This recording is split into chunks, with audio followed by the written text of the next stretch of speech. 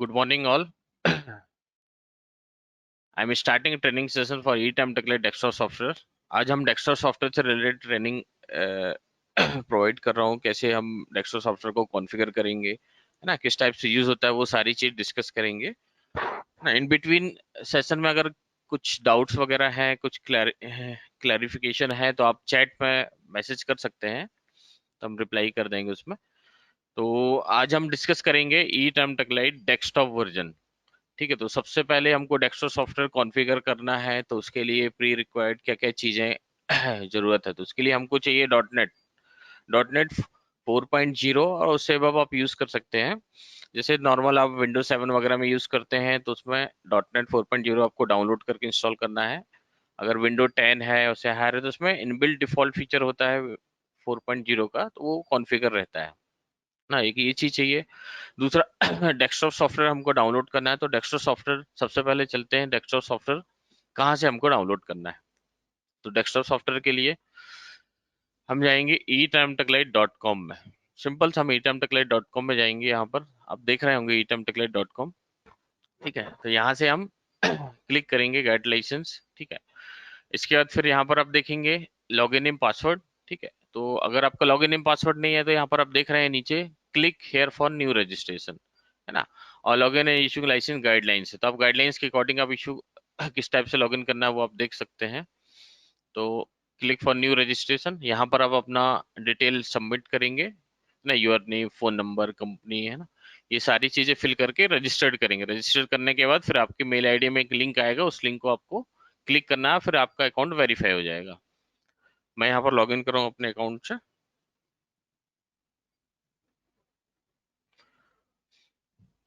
उसके बाद फिर आप यहाँ पर देखेंगे डाउनलोड सॉफ्टवेयर, यहाँ पर जाना है आपको। डाउनलोड सॉफ्टवेयर में यहाँ पर आपको बहुत सारे सॉफ्टवेयर मिलेंगे, तो हमको डेस्कटॉप वर्जन यूज करना है। तो आप देख रहे हैं थर्ड नंबर में है eTimeTrackLite.zip। ये हमारा डेस्कटॉप का वर्जन का सेटअप है। ठीक है, और मैनुअल के लिए ये लास्ट वाला ऑप्शन है, तो यहाँ से आप मैनुअल भी डाउनलोड कर सकते हैं। ठीक है, सिंपल से इसको सिलेक्ट करना है और डाउनलोड पे क्लिक करना है, तो ये डाउनलोडिंग स्टार्ट कर देगा।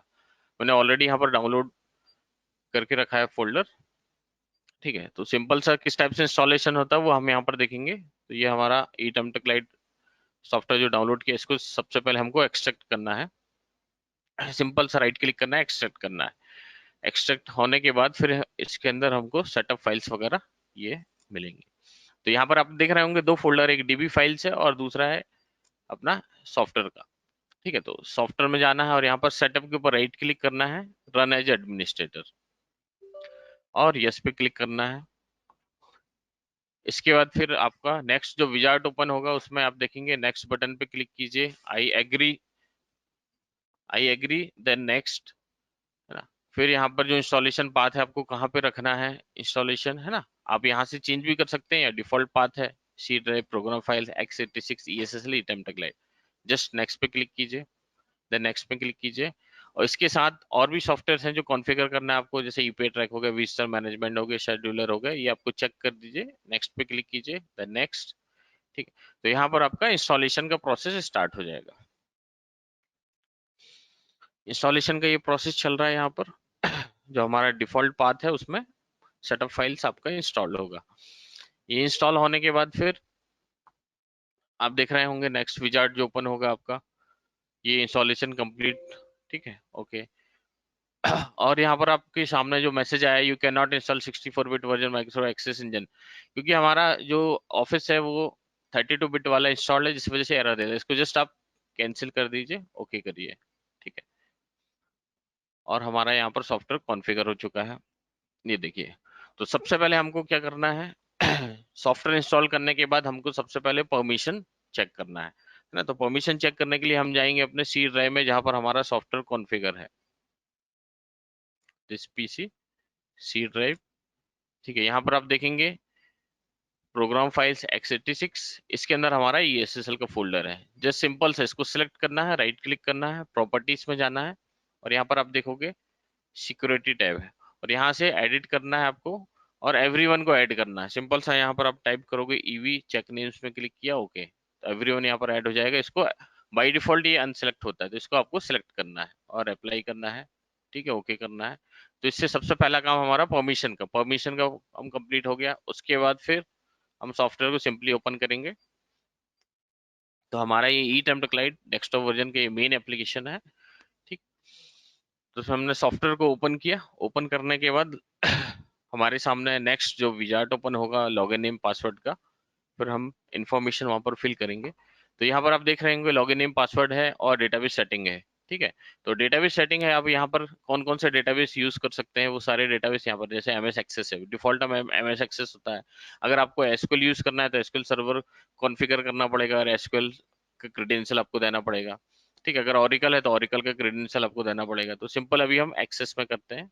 ठीक है, तो हमारा डिफॉल्ट जो पाथ होता है वो एक्सेस का, जहां पर हमने सॉफ्टवेयर कॉन्फ़िगर किया है सेम पाथ है, सी प्रोग्राम है x86 है ना। जस्ट टेस्ट कनेक्शन पे क्लिक कीजिए। ठीक है, अब यहाँ पर आप देख रहे हैं एरर क्या है, the Microsoft ACE OLEDB 12 point provided is not registered local machine. तो सिंपल से हमको जस्ट ओके करना है, इसको क्लोज करना है। तो ये एरर इसलिए आ रहा है क्योंकि हमने एक्सेस इंस्टॉलेशन के टाइम एक्सेस इंजन हमारा इंस्टॉल नहीं हुआ था। तो वो इंस्टॉल नहीं हुआ था, उसके लिए हमको डीएलएल कॉन्फ़िगर करना है। तो डीएलएल आप देख रहे हैं यहाँ पर आपको डीएलएल यूएसडी के, इसको एक्सट्रैक्ट कर लीजिए फोल्डर को। एक्सट्रैक्ट करने के बाद इस फोल्डर को ओपन करिए और यहाँ पर सिंपल सा रन मी है, इसके ऊपर राइट क्लिक करना है, रन एज एडमिनिस्ट्रेटर और यस पे क्लिक करना है। ठीक है, तो यहाँ पर आप देख रहे होंगे ये प्रोसेस यहाँ पर सक्सेस आएगा। समटाइम क्या होता है यहाँ पर प्रोसेस ये ऑप्शन आ जाता है सक्सेस का, लेकिन यहाँ पर सक्सेस मेंशन नहीं होता है। ठीक है, तो उसके लिए आप क्या करेंगे, समटाइम क्या होता है कंट्रोल पैनल में डॉट नेट इनेबल नहीं होता, तो हमको सबसे पहले कंट्रोल पैनल में जाना है। ठीक है, अनइंस्टॉल प्रोग्राम में जाना है और यहाँ लेफ्ट साइड आप देखेंगे टर्न विंडोज फीचर ऑन और ऑफ। ठीक है, ये जनरली आपको विंडो 10 वगैरह में आपको मिलेगा, तो ये बाय डिफॉल्ट ये डिसेबल होता है।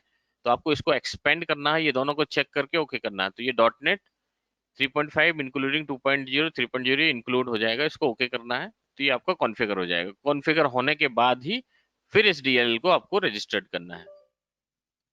बस ये रजिस्टर करके ओके कर दीजिए।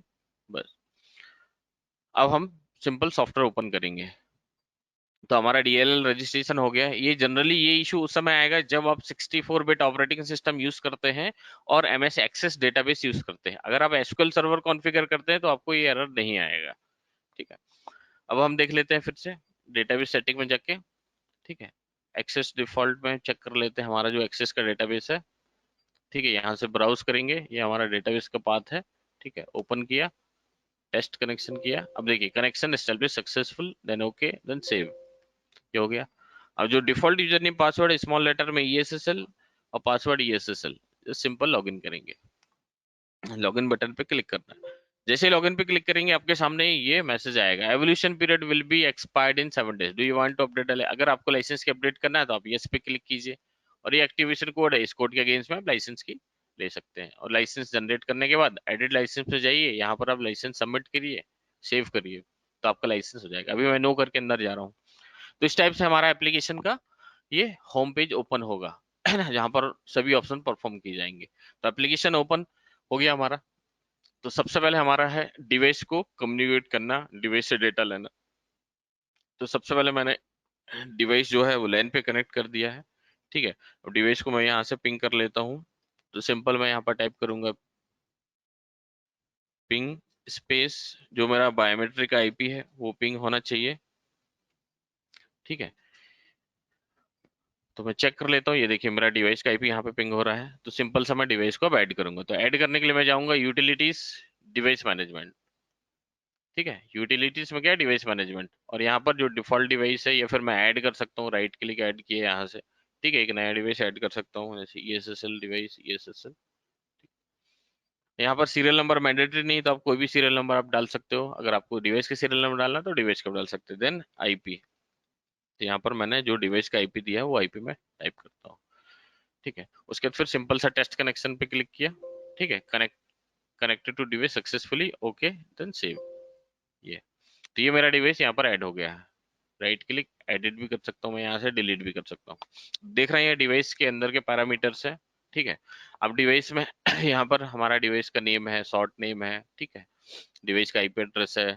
ठीक है, यहाँ पर ऑप्शन है यूजर इन डिवाइस, ये ऑप्शन होता है डिवाइस के अंदर के जो भी यूजर्स वगैरह हैं वो शो करने के लिए, अगर डिवाइस के अंदर आपके यूजर्स है तो यहाँ पर शो करेगा। तो ये इस टाइप से यूजर्स है, यहाँ पर आप देख सकते हो।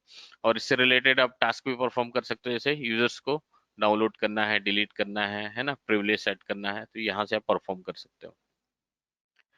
हमको पूरे यूजर्स डाउनलोड करना है, तो यहाँ पर ऑप्शन है डाउनलोड यूजर टू डीबी। तो सबसे पहले हमको यूजर्स डाउनलोड करना है, तो डाउनलोड यूजर टू डीबी पे किया, आपने क्या एनरोलमेंट किया है, जैसे मैंने फिंगर किया है ना, कार्ड किया है, तो जो भी आप परफॉर्म करेंगे उसको सिलेक्ट करिए, डाउनलोड टू डीबी कीजिए। जैसे ही आप डाउनलोड टू डीबी पे क्लिक करेंगे, एक प्रोसेस चलेगा और यहाँ पर शो करेगा कितने यूजर्स हैं, कितने कार्ड है, कितने फिंगरप्रिंट है। ओके, इसी टाइप से आप, अगर आपके फेस है तो फेस को सिलेक्ट करके करना है, पाम है तो पाम को सिलेक्ट करके करना है, तो वो आपका डाउनलोड होगा। ये हो गया यूजर्स डाउनलोड का प्रोसेस। अगर मेरे पास अटेंडेंस वगैरह डाउनलोड करना है तो सिंपल से इसको सिलेक्ट करना है और स्टार्ट डाउनलोड करना है, तो जो भी मैंने पंचिंग किया है, पंच इन पंच आउट जो किया है, वो डेटा मेरा यहाँ पर डाउनलोड होगा। तो इस टाइप से डाउनलोडिंग स्टार्ट होगा आपका। जो भी डिवाइस का मेरा डिवाइस का जो भी डेटा है, वो सारे लॉग्स मेरे सॉफ्टवेयर में यहाँ पर डाउनलोड होंगे।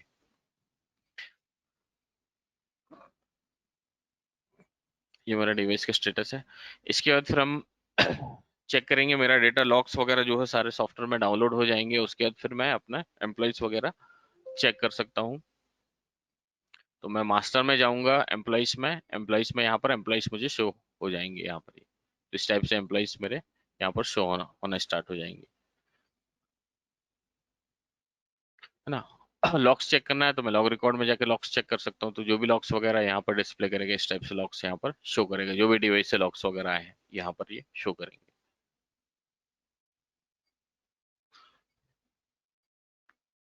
ठीक है, अब बात करते हैं वन बाई वन ऑप्शन जो भी है। तो सबसे पहले हमारा काम है डिवाइस को ऐड करना, जो हमने कर लिया डिवाइस मैनेजमेंट में, है ना। दूसरा, उसके बाद फिर लॉक्स डाउनलोड करना। ठीक है, तो सिंपल सा डिवाइस को सिलेक्ट करना है और स्टार्ट डाउनलोड पे क्लिक करना है, तो लॉक्स आपका डाउनलोड हो जाएगा।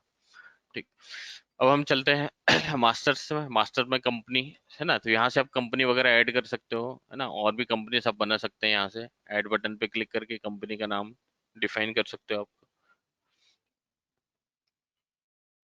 कंपनी का नेम, शॉर्ट नेम, है ना। मेल आईडी कॉन्फ़िगर कर सकते हैं आप, जो भी मेल आईडी आपको कॉन्फ़िगर करना है। ठीक है, यहाँ से आप इस टाइप से मेल आईडी कॉन्फ़िगर कर सकते हैं, ऐड कर सकते हैं। ठीक है, लोगो वगैरह सेट करना, तो यहाँ से आप लोगो वगैरह भी सेट कर सकते हो। ठीक है, इस प्रकार से आप कंपनी ऐड कर सकते हो। कंपनी ऐड करने के बाद आप डिपार्टमेंट वगैरह बनाना है, तो डिपार्टमेंट में जाके यहाँ से आप ऐड कर सकते हो, और भी डिपार्टमेंट आपको बनाना है। सिंपल सा ऐड पे जाना है, डिपार्टमेंट का नेम, शॉर्ट नेम देना है, ऐड करना है। डिपार्टमेंट कंपनी बनने के बाद फिर आप जाएंगे मास्टर में, एम्प्लॉइज में। ठीक है, अब कंपनी वगैरह असाइन करना है, तो अब तो डायरेक्टली अगर सभी को एक साथ देना है तो सिलेक्ट कर सकते हैं, कंट्रोल ए, राइट क्लिक, और ये ऑप्शन आप परफॉर्म कर सकते हैं, अपडेट डिपार्टमेंट। डिपार्टमेंट आप अपडेट कर सकते हो सभी का एक साथ, यहाँ से ये डिपार्टमेंट अपडेट हो जाएगा। ठीक है, कंपनी अपडेट करना है तो कंपनी अपडेट कर सकते हो, यहाँ से आप अपडेट कंपनी ना, जो भी कंपनी आप बनाए यहाँ से अपडेट हो जाएगा कंपनी। ये इस टाइप से कंपनी अपडेट हो जाएगा ना। तो ये शॉर्टकट प्रोसेस है, जो जो अपडेट करना है यहाँ से कर सकते हैं। अपडेट लोकेशन हो गया, एम्प्लॉयमेंट टाइप हो गया, डेजिग्नेशन हो गया, स्टेटस हो गया ना, ये सारी चीज कर सकते हैं। या फिर आपको वन बाई वन करना है तो आप सिंपल से यहाँ से एडिट करेंगे। एडिट करने के बाद आप देखेंगे यहाँ से जो भी आपको नेम वगैरह अपडेट करना है ना, डिपार्टमेंट करना है, कंपनी करना है, यहाँ से भी आप कर सकते हैं। वो सारी चीजें यहाँ से भी कर सकते हैं। डेजिग्नेशन वगैरह अगर टाइप करना है तो यहाँ से भी आप डेजिग्नेशन वगैरह भी टाइप कर सकते हैं, ये डेजिग्नेशन। ठीक है, एम्प्लॉयमेंट टाइप परमानेंट है ना, वो आप सेट कर सकते हो। डेट ऑफ ज्वाइनिंग, आपको कब से ज्वाइनिंग डेट सेलेक्ट करना है ना, वो आप यहाँ से सेलेक्ट कर सकते हैं, यहाँ से आप चेंज कर सकते हैं डेट ऑफ ज्वाइनिंग। ठीक है, डेट ऑफ कंफर्मेशन। ठीक है, उसी तरह अगर रिजाइन वगैरह करना है तो आप यहाँ से स्टेटस रिजाइन सेलेक्ट करके जो रिजाइनिंग का आपको डेट डालना है, वो आप डेट यहाँ से डिफाइन करोगे।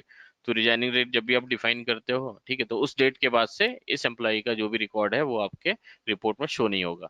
जिस डेट और जो डेट डाला उस डेट तक का रिकॉर्ड में, रिपोर्ट में शो करेगा। तो इस टाइप से आप इन्फॉर्मेशन यहाँ पर फिल कर सकते हो। इसके अलावा और भी है, शिफ्ट डिटेल वगैरह है, तो यहाँ से आप शिफ्ट वगैरह भी डिस्कस करेंगे, शिफ्ट से रिलेटेड अभी। ठीक है, तो ये जनरल इन्फॉर्मेशन है, आप यहाँ पर अपडेट कर सकते हैं। इसके बाद फिर हम बात करते हैं मास्टर में, मास्टर सेटिंग। तो मास्टर सेटिंग में आप यहाँ पर देख रहे हैं, जैसे employee code in device is same. ठीक है, ये ऑप्शन इसलिए यूज होता है, सपोज आपको एम्प्लॉय कोड और डिवाइस कोड दोनों सेम ही यूज करना है। तो ये मेरा देखिए अभी एम्प्लॉय कोड डिवाइस कोड दोनों सेम है। ठीक है, सपोज आपके ऑर्गेनाइजेशन में इस टाइप का रिक्वायरमेंट है कि नहीं, मेरा एम्प्लॉय कोड अल्फा न्यूमेरिक होना चाहिए, डिवाइस कोड मेरा न्यूमेरिक होना चाहिए, इस टाइप का अगर रिक्वायरमेंट है, तो उस केस में आप मास्टर मास्टर सेटिंग में इसको अनचेक करेंगे। अनचेक करने के बाद फिर जो भी आपको एम्प्लॉय कोड यूज करना है, ठीक है, वो आप ओनली एम्प्लॉय कोड आप यहाँ पर चेंज कर सकते हैं। तो इस टाइप से आप एम्प्लॉय कोड डाल सकते हैं, और डिवाइस कोड मेरा वन ही रहेगा, डिवाइस कोड चेंज नहीं करना उस कंडीशन में। तो डिवाइस में जब मैं पंच करूंगा तो वन शो होगा, जो सॉफ्टवेयर में वो डेटा आएगा, और रिपोर्ट वगैरह निकालूंगा तो टेक वन से वो रिपोर्ट जनरेट होगा। तो इस टाइप से भी सिनेरियो में आप यूज कर सकते हो। इसके अलावा और फिक्स शिफ्ट है, अगर आपका एक ही शिफ्ट है तो आप फिक्स शिफ्ट भी यूज कर सकते हो ना। जैसे आप फिक्स शिफ्ट यूज करोगे तो शिफ्ट से रिलेटेड जो भी ऑप्शन है, जैसे मल्टी अलग अलग शिफ्ट के अकॉर्डिंग, तो वो ऑप्शन आपके हाइड हो जाएंगे। यहाँ पर आप देख रहे होंगे ये सिंगल शिफ्ट के केस में, है ना। फिक्स शिफ्ट अगर यूज नहीं करना है, आपके मल्टीपल शिफ्ट है, तो आप इसको अनचेक करिए। ठीक है, अटेंडेंस ईयर कब से स्टार्ट है वो आप यहाँ पर सेलेक्ट कर सकते हैं। Minimum difference between two punches, ये उस कंडीशन में यूज होता है, सपोज कभी कभी होता है एम्प्लॉई कंटिन्यूस पंच कर देते हैं, लेकिन आपको ओनली सिंगल पंच ही कंसिडर करना है, तो कितने मिनट तक आप वो कंसिडर करना है वो आप सेट कर सकते हो कि जैसे 1 मिनट के अंदर अगर उसके मल्टीपल पंचेस होते हैं तो ओनली सिंगल पंच कंसिडर हो, उसके लिए आप यहाँ पर सेटिंग दे सकते हैं। पंच बिगन ड्यूरेशन, अगर आप फिक्स शिफ्ट वगैरह यूज करते हैं, ठीक है, तो सम टाइम होता है एम्प्लॉय, जैसे अभी 9 o'clock टाइम है, 9 o'clock के पहले एम्प्लॉय अगर आ जाएगा तो आप मिनिमम पंच बिगन ड्यूरेशन यहाँ डिफाइन कर सकते हैं। तो इतने ड्यूरेशन 120 मिनट्स मीन्स 2 आवर्स, मतलब 7 o'clock के बाद से वो पंचेस कंसिडर हो जाएगा रिपोर्ट में, उसके लिए आप यहाँ पर फंक्शन डाल सकते हैं। अगर आपका एक से ज्यादा शिफ्ट है तो यहाँ पर ऑप्शन है आपका auto shift, previous shift. Auto shift में क्या, ऑटोमेटिकली शिफ्ट कंसिडर करेगा। यहाँ आप बैकअप भी सेट कर सकते हो कि एवरी डे के अकॉर्डिंग या 7 डेज 10 डेज के अकॉर्डिंग आप बैकअप, और यहाँ से बैकअप पाथ सेट कर सकते हो कहाँ पे आपको बैकअप रखना है। तो ऑटोमेटिकली उस डे के बाद वो बैकअप वहां पर स्टोर होने लगेगा। तो ये ऑप्शन है आपका मास्टर सेटिंग में। इसके बाद फिर हम बात करते हैं एम्प्लॉइज में। एम्प्लॉय में आप यहाँ से एम्प्लॉय को ऐड कर सकते हो, अगर और भी आपको एम्प्लॉय वगैरह बनाना है तो आप यहाँ से भी ऐड कर सकते हो एम्प्लॉइज वगैरह की। एम्प्लॉय नेम दे दिया, कोड दे दिया, है ना, जो भी इन्फॉर्मेशन है यहाँ से आप डाल के ऐड कर सकते हो। या फिर आपको यहाँ से 1 by 1 एम्प्लॉय होगा, आपको डिलीट करना है डिलीट कर सकते हो, एडिट करना एडिट कर सकते हो। या फिर आपको बल्क में करना है तो यहाँ पर दिख रहा होगा इम्पोर्ट एम्प्लॉय डिटेल। ठीक है, तो ये फाइल फॉर्मेट रहेगा, आप सिंपल फाइल फॉर्मेट में क्लिक कीजिए तो ये फाइल फॉर्मेट यहाँ पर आपका जनरेट हो जाएगा। तो इस फाइल फॉर्मेट के अकॉर्डिंग आपको एक्सेल सीट रेडी करना है, यहाँ पर इन्फॉर्मेशन आपको देना है। ये ये इन्फॉर्मेशन आप फिल करके अपना पूरा सीट आप बना लीजिए। बनाने के बाद फिर इस सीट को आप इंपोर्ट कर सकते हैं यही इसी ऑप्शन से। यहाँ पर आप उस फाइल को सिलेक्ट करो और इंपोर्ट करो। नीचे एक और ऑप्शन है वैलिडेट कंपनी डिपार्टमेंट। इसका मतलब ये है कि सपोज आपने एक्सेल सीट बनाया है, ठीक है, एक्सेल सीट में आपने कंपनी डिफाइन किया, डिपार्टमेंट डिफाइन किया है, और आपके सॉफ्टवेयर में भी कंपनी और डिपार्टमेंट बने हैं। आप चाहते हो कि जो सॉफ्टवेयर में कंपनी और डिपार्टमेंट है और वही एम्प्लॉय इंपोर्ट हो, तो उसके लिए वैलिडेट आप करके इंपोर्ट कर सकते हो। तो जो सॉफ्टवेयर में अगर डिपार्टमेंट कंपनी है तभी एम्प्लॉय इंपोर्ट होगा। अगर आपने डिफरेंट कंपनी डिफरेंट डिपार्टमेंट दिया है और सॉफ्टवेयर में वो कंपनी डिपार्टमेंट नहीं है तो वो एम्प्लॉय इंपोर्ट नहीं होगा ना। तो वो चीज भी आप वैलिडेट करके इंपोर्ट करा सकते हैं, और सिंपल इंपोर्ट करना है। वैसे ही एम्प्लॉय अदर डिटेल में है तो अदर डिटेल का भी फाइल फॉर्मेट है ना। अदर डिटेल इस टाइप से आप फिल कर सकते हैं, जैसे father name, mother name, contact number, mail ID, date of birth, ये सारी डिटेल फिल करके आप उसको बल्क में इंपोर्ट कर सकते हैं। वैसे ये एक्सपोर्ट का है कि एम्प्लॉय डिटेल आपको सॉफ्टवेयर से एक्सपोर्ट करना है, अदर डिटेल एक्सपोर्ट करना है, तो ये सारी चीजें आप यहाँ पर कर सकते हैं। इसके अलावा नेक्स्ट हम हम बात करते हैं शिफ्ट। ठीक है, शिफ्ट डिटेल की। तो शिफ्ट आप अलग अलग टाइप से यहाँ पर शिफ्ट बना सकते हैं। अगर फिक्स शिफ्ट आपका है तो आप शिफ्ट ऐड नहीं कर पाओगे, क्योंकि फिक्स शिफ्ट मतलब आपका सिंगल शिफ्ट हो गया।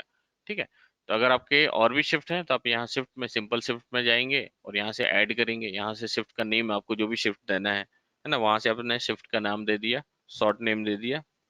ठीक है, उसके बाद फिर जो भी टाइमिंग है आप यहाँ पर टाइम फिल कर सकते हो 24 आवर्स फॉर्मेट के अकॉर्डिंग, है ना। ऐसे आप शिफ्ट बना सकते हो, अलग अलग शिफ्ट बना सकते हो। इन बिटवीन अगर ब्रेक है तब ब्रेक डिफाइन कर सकते हो। यहाँ पर दो ब्रेक के ऑप्शन है, उनका टाइमिंग यहाँ पर आप डाल सकते हो।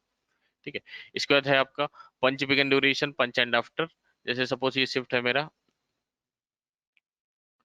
ये शिफ्ट है मेरा, ठीक है तो यहाँ पर भी आप टाइमिंग वगैरह अपडेट कर सकते हैं, जो भी आपको टाइमिंग चाहिए वो अपडेट कर सकते हैं ना। ब्रेक टाइम डिफाइन किया है ऐसे।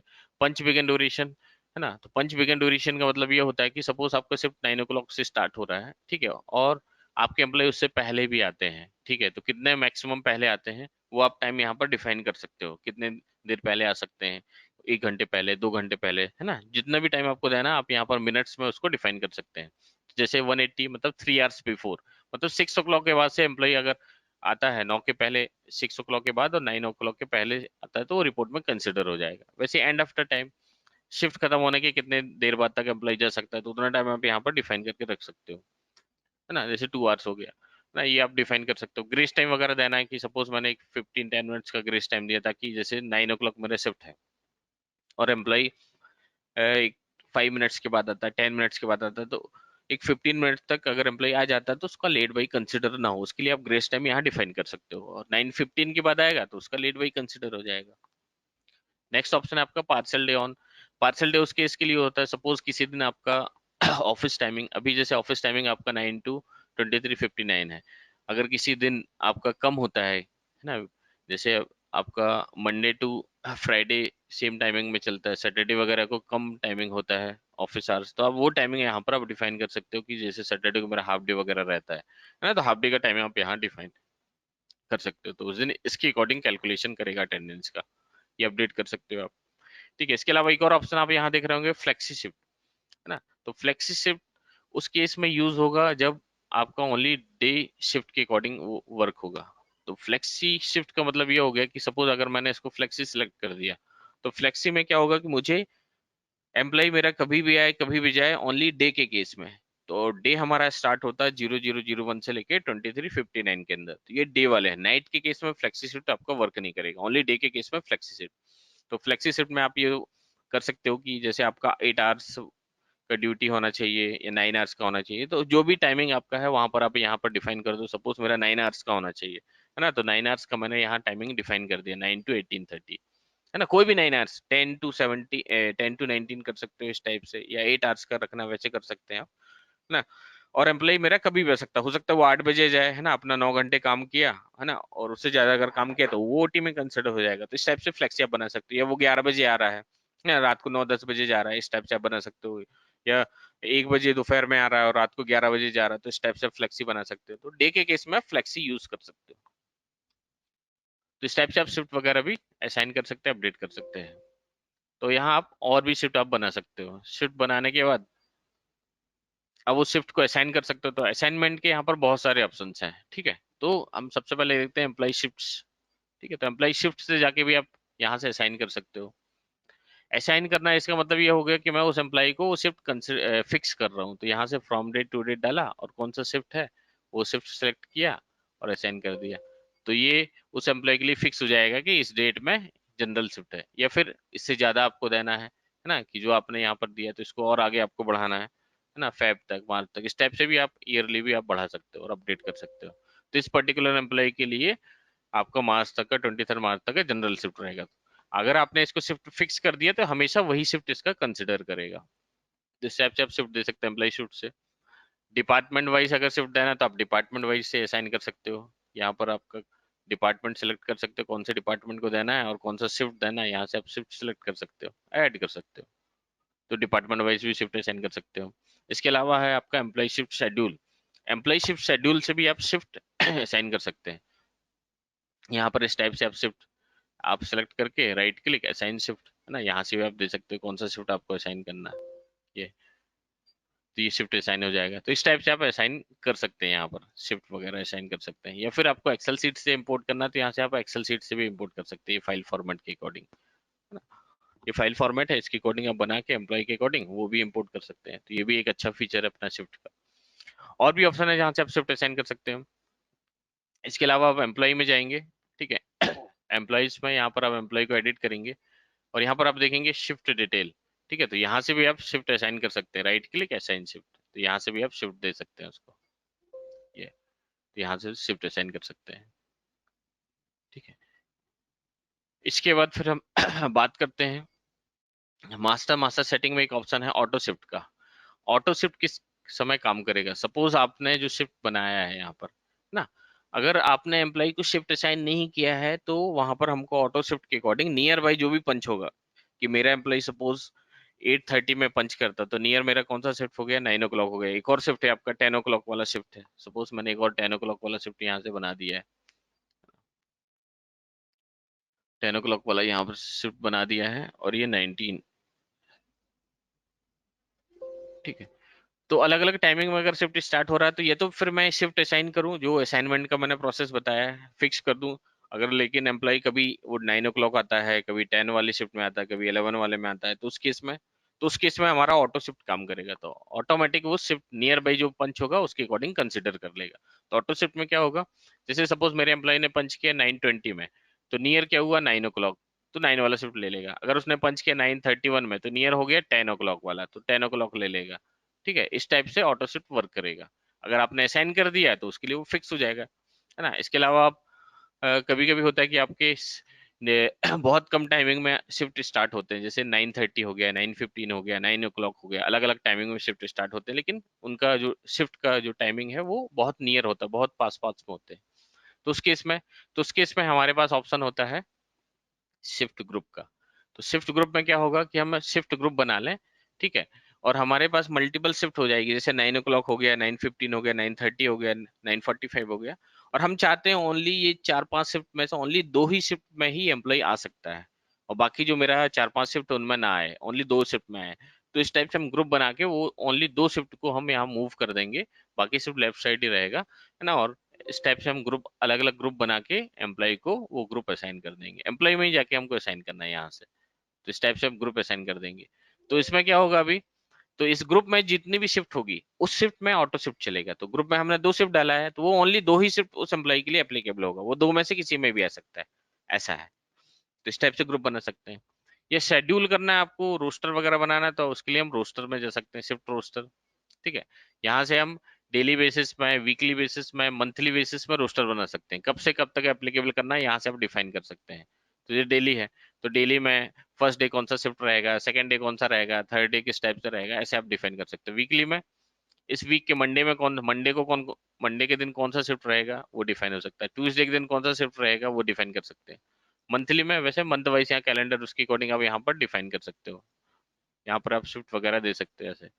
ये तो ये एक रोस्टर हो जाएगा, तो इस रोस्टर के अकॉर्डिंग भी आप बना सकते हो, वीकली वगैरह भी आप दे सकते हैं यहाँ से, सेव करते हैं। और रोस्टर को भी सिंपल वैसे ही असाइन करना है एम्प्लॉय में जाके, शिफ्ट रोस्टर यहाँ से आप असाइन कर सकते हो ये, है ना। तो उस रोस्टर के अकॉर्डिंग जो भी शिफ्ट वगैरह डिफाइन किया गया है, चाहे वो वीकली हो, डेली हो, मंथली हो, उस एम्प्लॉय के लिए वैसा एप्लीकेबल हो जाएगा। तो यहाँ पर आपके पास मल्टीपल ऑप्शन है, शिफ्ट कैसे आप डिफाइन कर सकते हो, कैसे बाइंड कर सकते हो। नहीं तो ऑटो शिफ्ट है तो ऑटोमेटिकली शिफ्ट कंसिडर हो जाएगा, वो आप यूज कर सकते हो।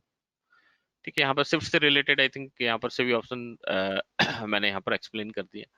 अब नेक्स्ट हम बात करते हैं डिपार्ट डिपार्टमेंट भी क्रिएट कर सकते हैं आप। इसके बाद फिर हम बात करते हैं मेल सेटिंग।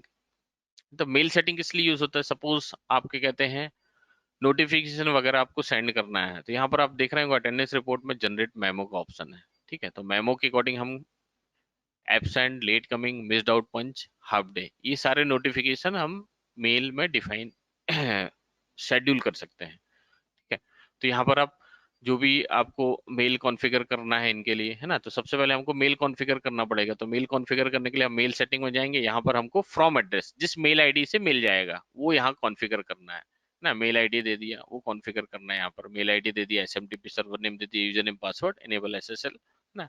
यहाँ से अपडेट कर दिया। अपडेट करने के बाद एम्प्लॉई में जो भी डिपार्टमेंट का हेड है उसको भी हमको मेल डिफाइन करना है। तो यहाँ से आप जा सकते हो अदर डिटेल में, यहाँ पर आप मेल डिफाइन कर सकते हो।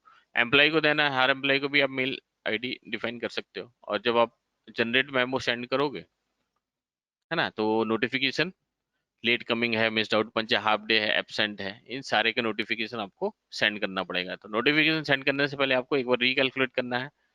यहाँ से आप फ्रॉम डेट टू डेट डालिए, कैलकुलेट बटन पे क्लिक कीजिए, तो आपका डेटा पहले कैलकुलेट हो जाएगा, उसके अकॉर्डिंग वो present, absent, half day, missed out वो कंसिडर हो जाएगा ना।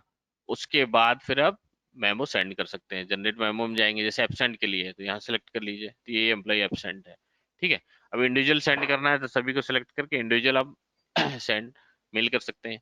या समरी सेंड करना है, ठीक है, तो समरी सेलेक्ट करके सेंड, कौन सी मेल आईडी में जाना वो मेल आईडी ले ली, सेंड कर दीजिए। तो इस टाइप से आप सेंड कर सकते हो। वैसे अलग अलग नोटिफिकेशन है यहाँ पर, लेट कमिंग का है ना, कितने एम्प्लॉय लेट है, मिस्ड आउट पंच का, ठीक है, कोई मिस नहीं है, ठीक है, हाफ डे है ना, हाफ डे के अकॉर्डिंग कोई हाफ डे का नहीं है। तो ऐसे अलग अलग अगर है होगा नोटिफिकेशन तो वैसे आप सेंड कर सकते हैं यहाँ पर।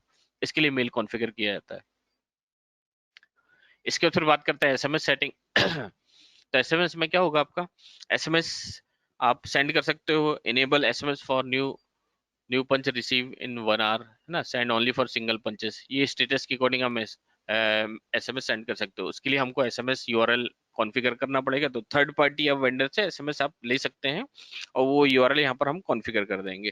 तो उस भी आप में आप यहाँ पर टाइप भी कर सकते हैं इन बिटवीन। आप यहाँ पर आप देख रहे होंगे, यहाँ पर आप टाइप भी कर सकते हैं कि जैसे एम्प्लॉय कोड हो गया, ठीक है, एम्प्लॉय नेम हो गया, मैसेज में क्या जाना चाहिए, एम्प्लॉय नेम, उसके बाद फिर हमको जैसे हैज पंच ना एट, इस टाइप से आप ये लेस देन ग्रेटर देन के बीच में आप टाइप कर सकते हो अपना टेक्स्ट वगैरह, है ना। तो ये आपका एसएमएस टेक्स्ट फॉर्मेट हो जाएगा, ठीक है। तो जब भी आप डेटा डाउनलोड करोगे, डेटा डाउनलोड करने के बाद फिर एसएमएस आपका ट्रिगर होगा, है ना। तो आपको सिंगल पंच के केस में भेजना सिंगल पंच, ना सभी पंच के केस में भेजना सभी पंच। तो ये उसके पहले हमको डेटा डाउनलोड करना कंपलसरी है। इसके बाद एक और ऑप्शन है सेंड एसएमएस फॉर एब्सेंटिस। एब्सेंटिस उस केस के लिए यूज होगा जब आपका डेटा पूरा डाउनलोड होकर रिकैलकुलेट हो जाएगा, है ना, और कब से हमको एब्सेंट कंसिडर करना है। तो यहाँ पर आपको टाइमिंग डिफाइन करना है कि जो जो भी टाइमिंग के अकॉर्डिंग आपका कंसिडर करना है, रिकैलकुलेशन स्टार्ट होना है। तो यहाँ पर आपने टाइमिंग डाला, ठीक है, और इसको कब से स्टार्ट करना है वो आप सेलेक्ट करके स्टार्ट कर सकते हो, सेव करोगे। तो जैसे ही आपका डेटा डाउनलोड होगा, डाउनलोड होने के बाद इस टाइम में वो रिकैलकुलेशन स्टार्ट करेगा और जो एम्प्लॉय एब्सेंट होंगे उनको मैसेज जाएगा, है ना। तो मैसेज नंबर पे जाएगा, तो नंबर भी हमको डालना पड़ेगा एम्प्लॉय के अगेंस्ट में, है ना। तो वो सारी चीजें हम अदर डिटेल में डालेंगे यहाँ पर, कॉन्टेक्ट नंबर में यहाँ पर आप नंबर डिफाइन करेंगे तो उनको वो मैसेज चले जाएगा ना। तो जब भी मैसेज आएगा तो सबसे पहले हमको डेटा डाउनलोड करना है, यहाँ से हम डाउनलोड कर लेंगे डेटा, डिवाइस को सिलेक्ट किया, डाउनलोड किया, जो भी हम वहाँ पर टाइमिंग रखा है, फिर कैलकुलेशन स्टार्ट हो जाएगा आपको जो भी टाइमिंग है, फिर आपका मेल एसएमएस ट्रिगर होगा। तो ये एसएमएस फीचर भी आप यूज कर सकते हो। एक और ऑप्शन है यहाँ पर, जैसे शिफ्ट कैलेंडर के भी ऑप्शन है, वैसे ही सेम है जैसे आप शिफ्ट वगैरह ऐड करते हैं, जैसे मैंने कैलेंडर वगैरह भी, कैलेंडर भी आप बना सकते हो, है ना। कैलेंडर में आप शेड्यूल कर सकते हो, जैसे आपने एम्प्लॉय में जाके शिफ्ट वगैरह, वैसे ही कैलेंडर बेसिस में आप शिफ्ट डिफाइन करने के लिए ऑप्शन है। नेक्स्ट ऑप्शन है आपका लीव टाइप्स, है ना। लीव से रिलेटेड भी आप यहाँ पर यूज कर सकते हैं। लीव टाइप में जैसे CL PL SL, है ना, अलग अलग और भी लीव टाइप आप बना सकते हैं लीव वगैरह देने के लिए, है ना। तो उनका बैलेंस वगैरह आप ऐड कर सकते हो यहाँ से, ईयरली लिमिट वगैरह, है ना। अलाउ नेगेटिव बैलेंस, है ना, यहाँ पर ऑप्शन चेक कर सकते हो कि हम अलाउ नेगेटिव लीव बैलेंस, कि सपोज आपका ईयरली लिमिट 10 है, लेकिन एम्प्लॉय ने 10 लीव ले लिया, उससे ज्यादा उसको प्रिविलेज देना है नहीं देना, उसके लिए ऑप्शन है अलाउ नेगेटिव बैलेंस। अगर ये चेक रहेगा तो आप एम्प्लॉय इससे ज्यादा भी लीव ले सकता है, वो नेगेटिव में दिखाएगा। अनचेक रहेगा तो ऑलरेडी अगर उसका 10 लीव ले चुका, जैसे ही वो 11 लेने जाएगा तो उसको वहां पर पॉपअप दिखा देगा कि already your balance is over. इस टाइप से आप लीव बना सकते हैं और लीव एंट्रीज भी कर सकते हैं। तो लीव एंट्रीज आप यहाँ पर जाके कर सकते हैं। लीव एंट्रीज यहाँ से आप असाइन करेंगे, है ना, कौन सा एम्प्लॉय को लीव देना है, और फुल डे का देना है ना, 3/4 डे का देना है, हाफ डे का देना है, 1/4 डे का देना है ना, कौन सी डेट का, वो डाल के आप असाइन कर सकते हो। तो लीव वगैरह आप यहाँ से असाइन कर सकते हो इस टाइप से। तो ये लीव आपका ये हो जाएगा, तो उस दिन एम्प्लॉय का लीव में शो करेगा वो। इसके बाद फिर आप लीव बैलेंस भी एक्सपोर्ट कर सकते हैं। यहाँ पर आप देखेंगे leave summary, export leave summary, यहाँ से आप एक्सपोर्ट कर सकते हो, है ना। और एम्प्लॉय का बैलेंस अगर आपको, जो एम्प्लॉय का बैलेंस वगैरह होता है वो इंपोर्ट वगैरह करना है, तो आप यहाँ पर जाओगे, सिंपल सा लीव एंट्रीज,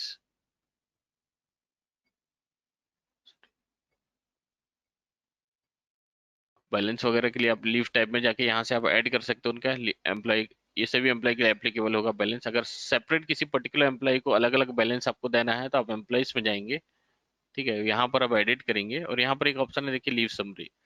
लीव समरी में जाके, ये तो आपका हो गया जो हमारा लीव टाइप से बैलेंस आता है, ये हमारा एक्चुअल लीव टाइप बैलेंस है। यहाँ से आप एडिट करके उस एम्प्लॉय को आपको ज्यादा देना है या कम देना है ना, तो यहाँ से आप लीव बैलेंस दे सकते हो। तो उस एम्प्लॉय के लिए 5 लीव ही रहेगा, ऐसा पर्टिकुलर इस एम्प्लॉय के लिए, ये अपडेट कर देंगे ऐसा। तो अलग अलग आप यहाँ पर यूज कर सकते हैं।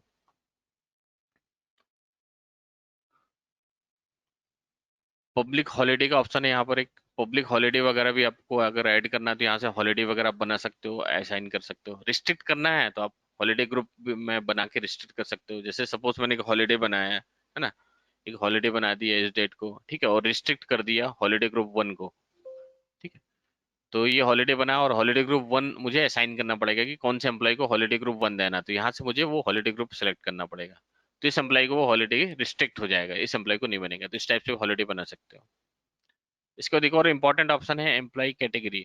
ठीक है, तो एम्प्लॉय कैटेगरी, अब बहुत सारी कैटेगरी बना सकते हैं और अलग अलग एम्प्लॉय को कैटेगरी दे सकते हैं। कैटेगरी में सिंपल सा क्या है कि आपका ओटी फॉर्मूला है, रूल्स है, किस टाइप से आप रूल्स लगा सकते हैं, है ना, एम्प्लॉय वाइज लगा सकते हैं ना, वो सारे रूल्स यहाँ पर डिफाइन करना है।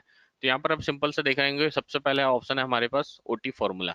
तो ओटी ओटी फॉर्मूला में हमारे पास चार ऑप्शन है। पहला ऑप्शन है ओटी नॉट एप्लीकेबल, अगर आप ओटी नहीं देना चाहते तो नॉट एप्लीकेबल रखिए। ठीक है, दूसरा फॉर्मूला है out punch minus shift in time. Out punch minus shift in time का मतलब ये हो गया कि जो भी आपका शिफ्ट है, सपोज 9 to 6 आपका शिफ्ट है ना, और 6 के बाद भी एम्प्लॉय रुक के काम करता है तो वो ओटी कंसिडर होना चाहिए। मतलब शिफ्ट एंड होने के बाद अगर वो रुक के काम करता है तो ये वाला फॉर्मूला आपको सेलेक्ट करना पड़ेगा, out punch minus shift in time. Next है आपका total duration minus shift hours. Total duration minus shift hours ये उस केस में एप्लीकेबल होगा, सपोज आपका शिफ्ट है 9 to 6, है ना, एम्प्लॉय आपका फर्स्ट पंच, एम्प्लॉय का जो फर्स्ट पंच है और लास्ट पंच है वो कंसिडर करेगा। सपोज एम्प्लॉय 8 बजे आता है और 9 का शिफ्ट है आपका, है ना, और यहाँ पर शाम को 7 बजे जाता है, तो 8 से लेके 7 तक कंसिडर करेगा और उसमें से जितने घंटे का आपका शिफ्ट है वो माइनस करेगा और ओटी दिखाएगा। ये total duration minus shift hours के अकॉर्डिंग आप यूज कर सकते हो। अर्ली प्लस लेट, जितनी देर पहले आया था और जितनी देर बाद गया था वो दोनों को ऐड करके ओटी कंसिडर करना, तो इस टाइप से ओटी फॉर्मूला आप यूज कर सकते हो। तो तीनों में डिफरेंस क्या हुआ, out punch minus shift time, time का मतलब शिफ्ट खत्म होने के बाद का ही टाइम कंसिडर करेगा। अगर एम्प्लॉय पहले आया है तो वो ओटी में नहीं करे, ये out punch minus shift end time. Total duration में पहला पंच और लास्ट पंच कंसिडर करके करेगा ओटी, चाहे एम्प्लॉय पहले आया हो या बाद में आया हो। अर्ली प्लस लेट में क्या करेगा, जो जितने देर पहले आया और जितने देर बाद गया वो टाइम ऐड करके ओटी दिखाएगा। हो सकता है वो प्रॉपर टाइम में आया हो लेकिन लेट गया हो तो ओटी दिखा देगा, या जल्दी आया हो और प्रॉपर टाइम में गया हो वो तो ओटी दिखा देगा। तो इस टाइप से जहां पर आपको सुटेबल लगे आप ओटी फॉर्मूला सेट कर सकते हैं। इसके बाद फिर ऑप्शन है consider only first and last punch in attendance calculation. जैसे आपके एम्प्लॉय मॉर्निंग में इन पंच किया, फिर आफ्टरनून में पंच किया, फिर इवनिंग में पंच किया, फिर नाइट में पंच किया, ऐसे अलग अलग टाइमिंग में पंच होता है, तो कैलकुलेशन क्या होगा, पहला और लास्ट को कंसिडर करेगा और पंच को कैलकुलेट करके अटेंडेंस रिपोर्ट में दिखाएगा। उसके लिए ये ऑप्शन है, अगर आप चेक रखते हो तो फर्स्ट और लास्ट कैलकुलेट करके अटेंडेंस दिखाएगा। अगर अनचेक रहेगा तो, अगर अनचेक रहेगा तो सपोज आपका जैसे रिक्वायरमेंट है कि आपके एम्प्लॉय बाहर जाते हैं फिर आते हैं ऑफिस में, है ना, तो जो बाहर का टाइमिंग है वो डिडक्ट करना है, तो उसके लिए ये ऑप्शन है कंसिडर ओनली फर्स्ट लास्ट पंच। इसको अनचेक रखना पड़ेगा। तो उसमें होगा क्या कि आपके पंचेस प्रॉपर होना चाहिए, इवन होना चाहिए, ऑड पंचेस नहीं होना चाहिए। इवन का मतलब है कि जैसे 4 हो गया, 6 हो गया, 8 हो गया, है ना, तो सबसे पहले आया एम्प्लॉय ने पंच किया, इन पंच कर दिया, फिर लंच टाइम में वो बाहर गया, ठीक है, 1-2 घंटे बाहर रहा, फिर आया पंच किया, फिर इवनिंग में चला गया आउट पंच करके, तो यहाँ पर 4 पंचेस हो गए। तो जो आउट करके इन गया है, मतलब लंच टाइम में जो बाहर गया फिर आया, तो वो टाइम डिडक्ट हो जाएगा आपके कैलकुलेशन से, अगर ये ऑप्शन अनचेक रहेगा तो। और इस ऑप्शन को अगर यूज करना है तो पंच प्रॉपर होना चाहिए, एक भी पंच मिस नहीं होना चाहिए, तब ये प्रॉपर वर्क करेगा। और चेक करोगे तो पहला और लास्ट कंसिडर करके वर्क ड्यूरेशन दिखाएगा। लेकिन last in punch for missed out, ये ऑप्शन इसलिए होता है कि सपोज अगर आपको सिंगल पंच में प्रेजेंट कंसिडर करना है या सिंगल पंच में एब्सेंट कंसिडर करना है, उसके लिए अगर आप चेक कर दोगे तो सिंगल पंच अगर एम्प्लॉय ने किया तो उसको एब्सेंट शो करेगा रिपोर्ट में, अनचेक करोगे तो प्रेजेंट शो करेगा, और शिफ्ट के एंड तक जो भी शिफ्ट कंसिडर हुआ होगा उसका जो एंड टाइम है वो उसका आउट पंच कहलाएगा और वो ड्यूरेशन दिखाएगा। तो ये भी एक अच्छा ऑप्शन है, आप ये यूज कर सकते हैं। वीकली ऑफ डिफाइन कर सकते हो, वीकली ऑफ 1, वीकली ऑफ 2, यहाँ से आप डिफाइन कर सकते हैं। ग्रेस टाइम भी आप दे सकते हो, लेट कमिंग के लिए ग्रेस टाइम दे सकते हो, अर्ली गोइंग के लिए ग्रेस टाइम दे सकते हो, है ना। यहाँ पर एक और ओटी से रिलेटेड है कि मिनिमम इतने मिनट ही वो वर्क करेगा तब उसका ओटी स्टार्ट होना चाहिए, या मैक्सिमम इतने तक ही ओटी दे सकते हो, वो आप यहाँ डिफाइन कर सकते हो। ये भी एक अच्छा ऑप्शन है ना, वीकली ऑफ आप मेंशन कर सकते हैं। इसके बाद कंसिडर अर्ली कमिंग पंच, कंसिडर लेट गोइंग पंच, ये हमको कंसिडर करना है क्योंकि हमने शिफ्ट में जब शिफ्ट ऐड करते हैं तो उस समय ग्रेस टाइम डिफाइन करते हैं वहां पर शिफ्ट में। जैसे ये शिफ्ट है, यहाँ पर हम punch begin duration, punch end after की एम्प्लॉय उतनी देर पहले भी आ सकता है, उसके लिए हम टाइम डिफाइन करते हैं ना, तो वो पंच को कंसिडर करने के लिए हमको वो ऑप्शन दोनों इनेबल करना पड़ता है यहाँ पर कैटेगरी में, ताकि वो पहले के पंच भी कंसिडर कर ले और लेट भी जो जा रहा है उसका पंच भी कंसिडर कर ले, उसके लिए। Detect breaker from work duration, अगर आपने शिफ्ट में कुछ ब्रेक दिया है तो उस ब्रेक ड्यूरेशन को डिटेक्ट करने के लिए ऑप्शन है, अगर चेक करोगे तो ब्रेक ड्यूरेशन डिटेक्ट होगा, अनचेक रहेगा तो डिटेक्ट नहीं होगा, ये उसके लिए भी ऑप्शन है अगर आपका फिक्स ब्रेक है तो। इसके तो और भी क्राइटेरिया हैं, जैसे calculate half day work duration है ना, इतने मिनट से अगर कम हो तो हाफ डे उसका डिडक्ट हो जाए, ये भी आप यूज कर सकते हैं, जो भी आपका मिनट्स में आपको टाइमिंग यहाँ डालना पड़ेगा। वैसे एब्सेंट करना है, calculate absent work duration less than, ये है ना। सेम टू सेम ये आपका पार्सल डे के केस में चलेगा। जो पार्सल डे जो शिफ्ट बनाते समय मैंने बताया था कि किसी दिन आपका वर्क ड्यूरेशन अगर हाफ डे रहता है किसी दिन, उस केस में उसके लिए ये पार्सल डे में है एब्सेंट और हाफ डे का। तो नेक्स्ट चलते हैं, mark weekly off and holiday as absent if prefix day is absent, है ना। ये ऑप्शन उसके लिए परफॉर्म होगा। प्रीफिक्स, प्रीफिक्स मतलब पहले हो गया, सपोज आपका वीकली ऑफ है संडे, ठीक है, और आपका एम्प्लॉई सैटरडे संडे आपका वीकली ऑफ है, और आपका एम्प्लॉई फ्राइडे को एब्सेंट है, तो ये तीनों दिन एब्सेंट दिखाएगा, फ्राइडे सैटरडे संडे, है ना। इस टाइप का भी सेटिंग यूज कर सकते हैं। वैसे ही सफिक्स, सफिक्स मतलब बाद में, कि आपका वीकली ऑफ सैटरडे संडे है और मंडे को एम्प्लॉय नहीं आता है, तो सैटरडे संडे मंडे तीनों दिन एब्सेंट दिखाएगा, ठीक है। और ये दोनों का कॉम्बिनेशन, ये थर्ड वाला लास्ट वाला जो ऑप्शन है, ये तो आइदर आप ये दोनों यूज करो, आइदर ये यूज करो। Mark weekly off and holiday is absent if both prefix and suffix, Saturday Sunday आपका वीकली ऑफ था और यहाँ पर फ्राइडे को एम्प्लॉय नहीं आया, मंडे को नहीं आया, तो चारों दिन आपका एब्सेंट दिखाएगा। तो इस टाइप से आप सिनारियो हो तो वो वहां पर आप ये ऑप्शन परफॉर्म कर सकते हैं। नेक्स्ट ऑप्शन है आपका मार्क हाफ डे और फुल डे। हाफ डे और फुल डे एब्सेंट के लिए है, एब्सेंट व्हेन लेट फॉर, अगर वो लेट होता है एम्प्लॉय 3 डेज, 4 डेज, 2 डेज, है ना, हो ऑल्टरनेट डेज के अकॉर्डिंग भी या कंटिन्यूस के भी अकॉर्डिंग, अगर लेट होता है तो नेक्स्ट डे उसका हाफ डे या फुल डे आपको जो रखना है आप यहाँ सेटिंग, जैसे वो 4 दिन लेट हुआ ऑटोमेटिकली उसका नेक्स्ट जब भी वो आता है तो उसका हाफ डे या फुल डे आपको एब्सेंट करना है, तो आप यहाँ पर कर सकते हैं। नेक्स्ट ऑप्शन है आपका mark half day late by, ये सेम डे के लिए है, कि सपोज आपने 30 मिनट दे दिया, है ना, कोई आपका शिफ्ट है 9 बजे का और एम्प्लॉय 9:30 के बाद आता है ना, 30 मिनट आपने यहाँ पर रखा है, तो 9:30 के बाद आया है तो वो उसका हाफ डे कंसिडर हो जाएगा ना। वैसे अर्ली गोइंग के केस में भी आप यहाँ डिफाइन कर सकते हो कि अगर वो जल्दी चला गया, इतने मिनट जल्दी चला गया, है ना, तो उसका हाफ डे हो जाना चाहिए, तो ये भी आप यहाँ पर यूज कर सकते हो। तो ऐसे यहाँ पर बहुत सारे रूल्स, फॉर्मल रूल्स हैं, जो आप अलग अलग कैटेगरी के अकॉर्डिंग भी डिफाइन कर सकते हैं कि नहीं हमको इस पर्टिकुलर डिपार्टमेंट को ये कैटेगरी देना है और उसमें ये रूल एप्लीकेबल करना है, तो अलग अलग आप कैटेगरी बना सकते हो और उस एम्प्लॉय को असाइन कर सकते हो। यहाँ से आपने कैटेगरी बना लिया, असाइन करने के लिए सिंपल से एम्प्लॉय में ही जाना है, या तो यहाँ से आप राइट क्लिक करोगे अपडेट कैटेगरी और यहाँ कैटेगरी सेलेक्ट करके अपडेट कर दो, या फिर एडिट करिए और यहाँ से कैटेगरी डिफाइन कर दीजिए, ये कैटेगरी, ये, और अपडेट कर दीजिए, ठीक है। तो ये बहुत इंपॉर्टेंट ऑप्शन था अपना, एम्प्लॉय कैटेगरी एंड शिफ्ट, ये दो चीज। इसके बाद फिर हम बात करते हैं एम्प्लॉय, एम्प्लॉय मास्टर में, यहाँ पर आप देख रहे होंगे बायोमेट्रिक एंड आरएफआईडी डिटेल, है ना। तो ये इसलिए होता है कि सपोज आप सेंसर वगैरह यूज करते हैं, अभी आप एनरोलमेंट बायोमेट्रिक में कर रहे थे, आपको बायोमेट्रिक में एनरोलमेंट नहीं करना है, आपको सॉफ्टवेयर में करना है ना। तो उसके लिए ऑप्शन होता है, यहाँ से आप आरएफआईडी कार्ड कार्ड भी डाल सकते हो और एनरोल कर सकते हो, आरएफआईडी नंबर डाल के सेव कर सकते हो यहाँ पर, ठीक है। आप फिंगरप्रिंट भी रजिस्टर्ड कर सकते हो यहाँ से, है ना, फिंगरप्रिंट वर्जन सेलेक्ट करके सिलेक्ट करना है, ठीक है। और इसके लिए आपको सेंसर कनेक्ट करना पड़ेगा, अगर आपका सेंसर जैसे 7500 हो गया, 9500 हो गया, ठीक है, वो सेंसर आप यूज करके फिंगर भी रजिस्टर्ड कर सकते हो, और फिंगर यहाँ एनरोल होने के बाद फिर इसको आप अपलोड कर सकते हो डिवाइस में, तो एक ये भी प्रोविजन है, आप यहाँ पर यूज कर सकते हैं। इसके बाद फिर हम बात करते हैं आउटडोर एंट्रीज, है ना। तो आउटडोर एंट्रीज उसके लिए होता है कि सपोज आपका एम्प्लॉई आउटडोर में है, ठीक है, और उसका पंच वगैरह आपको ऐड करना है, तो उस बेहाफ में आप यहाँ से असाइन कर सकते हो, है ना, कौन से एम्प्लॉई का, है ना, यहाँ पर फ्रॉम डेट टू डेट डाल के, बिगन टाइम एंड टाइम डाल के आप आउटडोर एंट्री यहाँ पर बना सकते हो, ताकि उसका एब्सेंट वगैरह मार्क ना हो, तो आप आउटडोर एंट्री भी आप कर सकते हैं,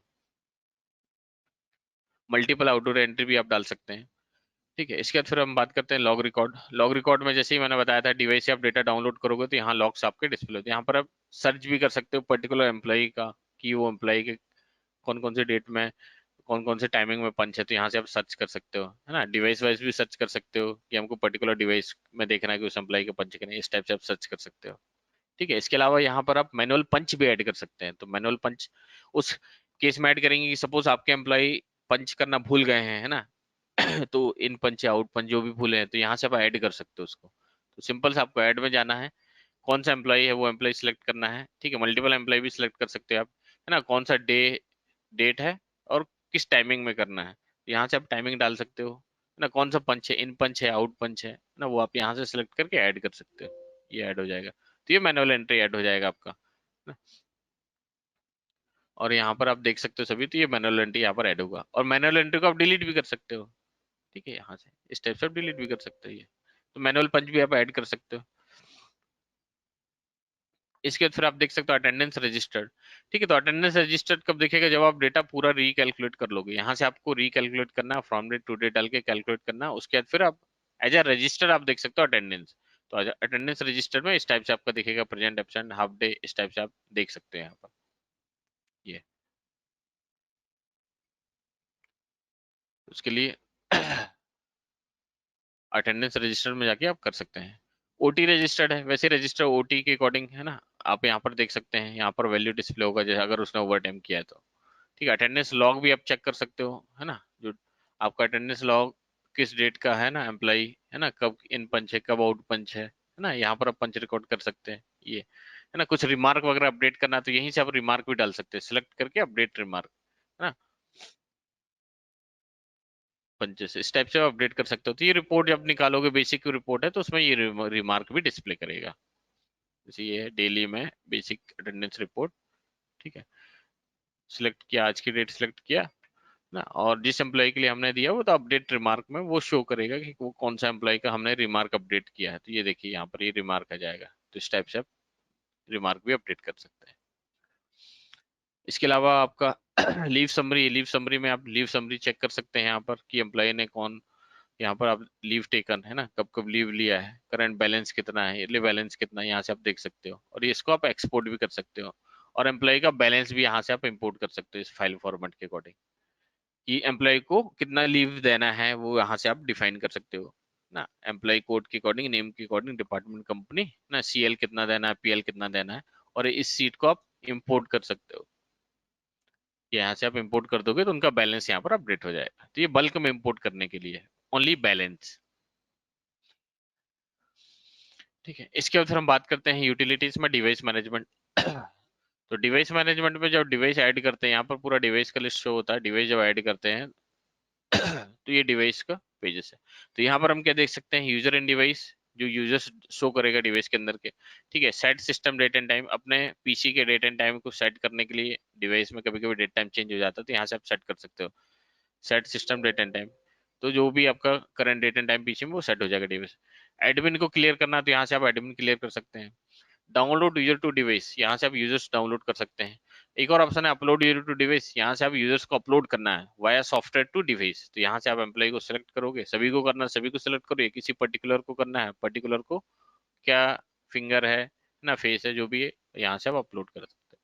तो वो यूजर्स आपका डिवाइस में अपलोड हो जाएगा। तो इस टाइप से आप अपलोड कर सकते हैं। और यहाँ पर एक चीज और है, आप डिवाइस डायरेक्शन है, तो डायरेक्शन में आप देख रहे होगे in device, out device, alternate in and out, system direction in and out. आप यहाँ पर अलग अलग डायरेक्शन वाइज भी डिवाइस ऐड कर सकते हैं, कि मैंने एक इस डिवाइस को एज ए इन किया है, इस डिवाइस को एज ए आउट किया है, इस डिवाइस को ऑल्टरनेट इन एंड आउट किया है। तो यहाँ पर डायरेक्शन इन है, तो ये अगर इन सेट किया तो ये डिवाइस इन के लिए कंसिडर हो जाएगा, पूरे पंचेस इन में जाएंगे आपके। आउट है तो आउट में जाएंगे। तो ऐसे सपोज आप अलग अलग डिवाइस यूज करते हो, इन के लिए अलग होता है, आउट के लिए अलग होता है, तो आपको ये यूज करना है। ऑल्टरनेट के केस में रखेंगे, जैसे अब सिंगल डिवाइस या मल्टीपल डिवाइस है, तो first in, second out, third in, fourth out, alternate चलेगा वो कंसिडर होगा। और फोर्थ वाला आपका system, system direction in out का मतलब हो गया, जो डिवाइस में डायरेक्शन आप स्टोर करके पंच करोगे वही डायरेक्शन आएगा। जैसे आप डिवाइस में जब पंच करते हैं तो सेलेक्ट करते होंगे स्टेटस चेक इन, देन पंच, फिर चेकआउट, देन पंच। तो आपने जो सिलेक्ट किया वो आपके सॉफ्टवेयर में आएगा। तो इसके लिए ऑप्शन दिए गए, तो आपको जो भी सुटेबल लगता है इनमें आप यूज कर सकते हैं यहाँ पर। इसके अलावा कभी कभी होता है डिवाइस का आईपी वगैरह प्रॉपर रैपिंग हो रहा है, डिवाइस कम्युनिकेट नहीं कर रहा, तो यहाँ पर एक ऑप्शन है कॉम की ना। तो डिवाइस में भी ऑप्शन रहेगा आपका, कॉम की रहेगा या फिर सिक्योरिटी में पासवर्ड रहेगा आपका, है ना। तो वो वहां पर जो कॉम की आप वैल्यू आपने दिया है वो आप सॉफ्टवेयर में डालो, तो डिवाइस आपका ऐड हो जाएगा। या फिर आप जीरो, वहां पर है यहाँ पर डिफरेंट है, तो यहाँ पर आपको जीरो करना पड़ेगा। तो इस टाइप से आप कम्युनिकेट, डिवाइस कम्युनिकेट करेगा। यहाँ पर एक और ऑप्शन आया है, देखिए फेस डिवाइस टाइप। ठीक है, अभी जो एआई फेस डिवाइसेस आ रही है उसके लिए ये ऑप्शन दिया गया है, ताकि वो डिवाइस यहाँ पर कम्युनिकेट कर सके। तो उस जब आप एआई फेस मार्च या एआई फेस प्लूटो या मरकरी डिवाइस ऐड करते हो तो आपको ये सिलेक्ट करना पड़ेगा यहाँ पर। बाकी जो डिवाइसेस है सभी को नॉर्मल में सिलेक्ट करके आप ऐड कर सकते हो। इसके अलावा और भी ऑप्शन है यहाँ यूटिलिटी में, आप देख रहे होंगे upload user to multiple device. आपको मल्टीपल यूजर को मल्टीपल डिवाइस में अपलोड करना है तो यहाँ से आप मल्टीपल यूजर सेलेक्ट कर सकते हैं, है ना, अलग अलग यूजर सेलेक्ट कर सकते हो, है ना, और यहाँ से अलग अलग डिवाइस यूज कर सकते हो यहाँ से, और अपलोड कर सकते हो, है ना। तो ये मल्टीपल डिवाइस में यूजर्स को अपलोड करेगा, यहाँ पर अपलोड किया फिर यहाँ पर अपलोड किया, इस टाइप से। वैसे डिलीट का भी है, डिलीट यूजर तो मल्टीपल डिवाइस से भी कर सकते हो, वैसे डिलीट भी कर सकते हैं, या फिर सिंगल डिवाइस से करना है तो पर्टिकुलर डिवाइस में भी जाके यहाँ से भी कर सकते हो, यूजर एंड डिवाइस में, वहां से आप डिलीट कर सकते हो यूजर्स को। यूजर एंड डिवाइस में गए, आपको थोड़ा यहाँ पर वेट करना पड़ेगा, जितने भी यूजर्स यहाँ डिस्प्ले होगा, ठीक है। अब जिस यूजर को आपको डिलीट करना है उसको सिलेक्ट किया, राइट क्लिक किया, यहाँ से डिलीट यूजर कर दिया, ऐसे यूज कर सकते हैं। इसके अलावा डिवाइस टाइप में आप देखेंगे, यहाँ पर है device type attendance plus access, है ना। तो अपन टाइम एंड अटेंडेंस के लिए यूज करते हैं तो जनरली ये वाला ऑप्शन यूज करते हैं। कैंटीन रीडर यूज कर रहे हैं तो कैंटीन आपको सिलेक्ट करना पड़ेगा। ओनली एक्सेस के लिए यूज कर रहे हैं, हमको अटेंडेंस वगैरह नहीं चाहिए, ओनली एक्सेस बस डिवाइस है ना, तो एक्सेस के लिए आप यूज करोगे तो उसका रिपोर्टिंग वगैरह नहीं आएगा, ओनली लॉक्स आप चेक कर सकते हो, तो यहाँ पर इन्फॉर्मेशन आप डाल सकते हो। क्लियर लॉक्स करना है, क्लियर लॉक्स कर सकते हो, रीस्टार्ट डिवाइस करना है, रीस्टार्ट कर सकते हो, व्यू डिवाइस स्टेटस चेक करना है, यहाँ से आप देख सकते हो कि डिवाइस में कितने यूजर्स हैं, कितने फिंगरप्रिंट है, अटेंडेंस लॉक कितना है, ये यहाँ पर आप देख सकते हो। ये डिवाइस से रिलेटेड। अब हम बात करते हैं डिवाइस से डेटा डाउनलोड करने का। तो सिंपल सा डेटा डाउनलोड करने के लिए डिवाइस को सिलेक्ट करना है, स्टार्ट डाउनलोड, ठीक है, ये डाउनलोड हो जाएगा। अगर आपको यूएसबी से डाउनलोड करना है तो आपने पेन ड्राइव में डेटा डाउनलोड लेके आया गया पेन ड्राइव से, इसको सिलेक्ट किया, यहाँ से डाउनलोड यूएसबी पे क्लिक किया, और पेन ड्राइव वाली फाइल से एटीटी लॉग वाली फाइल को सिलेक्ट करके ओपन कर दिया, तो ऑटोमेटिक यहाँ पर डेटा डाउनलोड हो जाएगा। इसके अलावा यहाँ पर आप ऊपर देख रहे होंगे ऑप्शन है डाउनलोड लॉक्स फ्रॉम बिगिनिंग, है ना। तो अगर आपको सपोज आपके सॉफ्टवेयर से लॉक्स हट गए हैं या लॉक्स डिलीट हो गए हैं, सॉफ्टवेयर या डेटाबेस ही हट गया आपका, है ना, लेकिन डिवाइस के अंदर डेटा है, आपको फिर से डाउनलोड करना है तो आप इसको सिलेक्ट करके भी कर सकते हैं, डाउनलोड लॉक्स फ्रॉम बिगिनिंग। तो इससे क्या होगा, जितना भी स्टार्टिंग से डिवाइस में डेटा है अगर डिवाइस के अंदर है तो ये डाउनलोड करेगा, ठीक है। जनरली होता क्या है, जैसे आपने यहाँ पर डाउनलोड स्टार्ट डाउनलोड पे क्लिक किया तो जो लास्ट डाउनलोड है उसके बाद का जो डेटा है वही डाउनलोड होगा, और इसको सिलेक्ट करके करोगे तो पूरा स्टार्टिंग से, अगर डिवाइस के अंदर है तो पूरा स्टार्टिंग से होगा। आपको डाउनलोड करना है उसके बाद क्लियर करना है तो आप ये वाला ऑप्शन सेलेक्ट करोगे, auto clear after download. Auto clear after download, download होने के बाद ऑटोमेटिक लॉक्स को क्लियर करेगा डिवाइस से, ओनली लॉक्स, टेम्पलेट वगैरह फिंगर आपके वहीं रहेंगे, उनको क्लियर नहीं करेगा। ये है। नेक्स्ट ऑप्शन है आपका पैरेलल डेटाबेस एक्सपोर्ट, इसके बारे में हम डिस्कस करेंगे अभी। और इसके अलावा आप यहाँ से बैकअप भी कर सकते हैं, बैकअप ले सकते हैं ना, बैकअप लेके लॉक्स को क्लियर करना सॉफ्टवेयर से वो भी कर सकते हैं, रीस्टोर करना है तो रीस्टोर का जो प्रोसेस है आपका, जिस वर्जन में आपने बैकअप लिया उसी में रीस्टोर का आपका वर्क करेगा, ठीक है। इसके बाद हम बात करते हैं यहाँ पर पैरेलल डेटाबेस एक्सपोर्ट, ठीक है। तो ये किस कंडीशन में यूज होता है पैरेलल डेटाबेस एक्सपोर्ट, सपोज आपका थर्ड पार्टी कोई सॉफ्टवेयर है, ठीक है, उसमें भी आपको डेटा चाहिए, है ना, तो डेटा हम लोग क्या दे सकते हैं, ओनली रॉ डेटा ही आपका एक्सपोर्ट हो सकता है। तो रॉ डेटा में क्या क्या रहेगा आपका, जैसे एम्प्लॉय कोड हो गया, है ना, उसका पंचेस हो गया, है ना, किस डेट में पंच किया, एम्प्लॉय कोड हो गया, लॉग डेट टाइम हो गया, सेपरेट डेट चाहिए, सेपरेट टाइम चाहिए, तो ये आपके डेटाबेस में। तो हमको पहले वो फील्ड आपको आपके डेटाबेस में जो हम यहाँ से जो पास कर सकते हैं वो आपको वहाँ पर बनाना पड़ेगा उस टेबल में, है ना, तो उस टेबल के साथ मैप करना पड़ेगा। जैसे एम्प्लॉय कोड हो गया, लॉग डेट टाइम हो गया, लॉग डेट सेपरेट हो गया, लॉग टाइम हो गया, डायरेक्शन हो गया, है ना। तो डायरेक्शन के लिए आपको system direction in and out select करना पड़ेगा, डिवाइस का शॉर्ट नेम हो गया, सीरियल नंबर हो गया, वेरीफाई मोड। तो ये डिटेल पैरेलल जैसे आप यहाँ पर डाउनलोड करोगे, इस ऑप्शन को सिलेक्ट करके इसको सिलेक्ट करेंगे और यहाँ से स्टार्ट डाउनलोड करेंगे तो ऑटोमेटिकली वो डेटा इस पैरेलल जो भी यहाँ क्रेडेंशियल हम देंगे सर्वर का, उस सर्वर का ना उस टेबल में डेटा आपका चला जाएगा। उसके बाद फिर आप उस डेटा को अपने थर्ड पार्टी या ईआरपी है ना उनमें आप ले सकते हैं और अपना कैलकुलेशन के लिए, अटेंडेंस प्रोसेस के लिए या पेरोल के लिए आप उस डेटा को यूज कर सकते हैं। तो ये भी एक बहुत अच्छा ऑप्शन है पैरेलल डेटाबेस एक्सपोर्ट ना। तो पैरेलली आप ईआरपी सिस्टम वगैरह होगा जिसका एमएस एसक्यूएल में डेटा आपको चाहिए, है ना, तो यहाँ से या ओरेकल में चाहिए तो वो यहाँ से आप फील्ड मैप करके जो रॉ डेटा वाली फील्ड है वो मैप करके ले सकते हैं। तो ये डेटा तभी प्रोसेस होगा जब आप यहाँ से इस ऑप्शन को सिलेक्ट करके डाउनलोड करोगे, तभी वहां पैरेलल डेटाबेस में जाएगा। इसके बाद फिर हम आते हैं रिपोर्ट्स में। तो रिपोर्ट्स में आप यहाँ पर देखेंगे जब भी आप रिपोर्ट निकालते हैं तो रिपोर्ट निकालेंगे तो सबसे पहले हमको रिकैलकुलेट करना है। यहाँ से सिलेक्ट करके कैलकुलेट पे क्लिक किया, तो जैसे आपका अटेंडेंस यहाँ से पूरा कैलकुलेट हो जाएगा। कैलकुलेट होने के बाद ही आपको रिपोर्ट निकालना है। मैंडेटरी फील्ड है ये, हमेशा याद रखिए कि जब भी आप डेटा प्रोसेस करते हो एक बार कैलकुलेट करना है। कैलकुलेट हो गया, उसके बाद फिर आप डेली रिपोर्ट है, तो डेली में भी बहुत सारे ऑप्शन है। यहाँ पर आप निकाल सकते हो बेसिक अटेंडेंस, है ना, डिटेल अटेंडेंस। तो यहाँ अलग अलग टाइप के फॉर्मेट है। यहाँ डेट को सिलेक्ट किया, किस डेट से किस डेट तक, है ना, और यहाँ पर आप रिपोर्ट इस टाइप से देख सकते हो। ये रिपोर्ट, ये ये रिपोर्ट देख सकते हो। इसको आप चाहो तो एक्सपोर्ट भी कर सकते हो एक्सेल पीडीएफ में, यहाँ से एक्सपोर्ट कर सकते हैं। ठीक है, और भी फिल्ट्रेशन का ऑप्शन है, जैसे एम्प्लॉय फिल्टर, पर्टिकुलर एम्प्लॉय का देखना है तो एम्प्लॉय यहाँ नंबर डालिए, एक्सेप्ट करिए, जनरेट करिए। नेम के अकॉर्डिंग है, कैटेगरी के अकॉर्डिंग है, डेजिग्नेशन के अकॉर्डिंग है, लोकेशन के अकॉर्डिंग है ना, एम्प्लॉयमेंट टाइप के अकॉर्डिंग है, फिल्टर कंपनी के अकॉर्डिंग है। पर्टिकुलर कंपनी का ही हमको देखना है तो ऐसे फिल्टर करके निकाल सकते हो। पर्टिकुलर डिपार्टमेंट का ही देखना है तो उसको फिल्टर करके निकाल सकते हो। शिफ्ट का देखना है उसको निकाल सकते हो। स्टेटस का देखना है कि प्रेजेंट का ही बस देखना है हमको, या हमको एब्सेंट का बस देखना है, लेट कमिंग का देखना है, तो ऐसे आप निकाल सकते हो। वैसे ही मंथली में भी सेम, है ना, तो मंथली में भी आप इस टाइप से निकाल सकते हो, फ्रॉम डेट टू डेट डाल के, है ना। डिटेल रिपोर्ट है, बेसिक रिपोर्ट है, बेसिक समरी रिपोर्ट है, तो ये मंथली वाइज आपको दिखाई देगा कि इस टाइप से एक एम्प्लॉय का पूरा मंथ का, तो इस टाइप से आपको दिखेगा ये इस टाइप से कि ये एम्प्लॉय का हो गया, ये ड्यूरेशन, ये समरी यहाँ दिखेगा, ये इन टाइम आउट टाइम इस टाइप से आपको शो होगा यहाँ। तो इसको आप एक्सपोर्ट भी कर सकते हैं।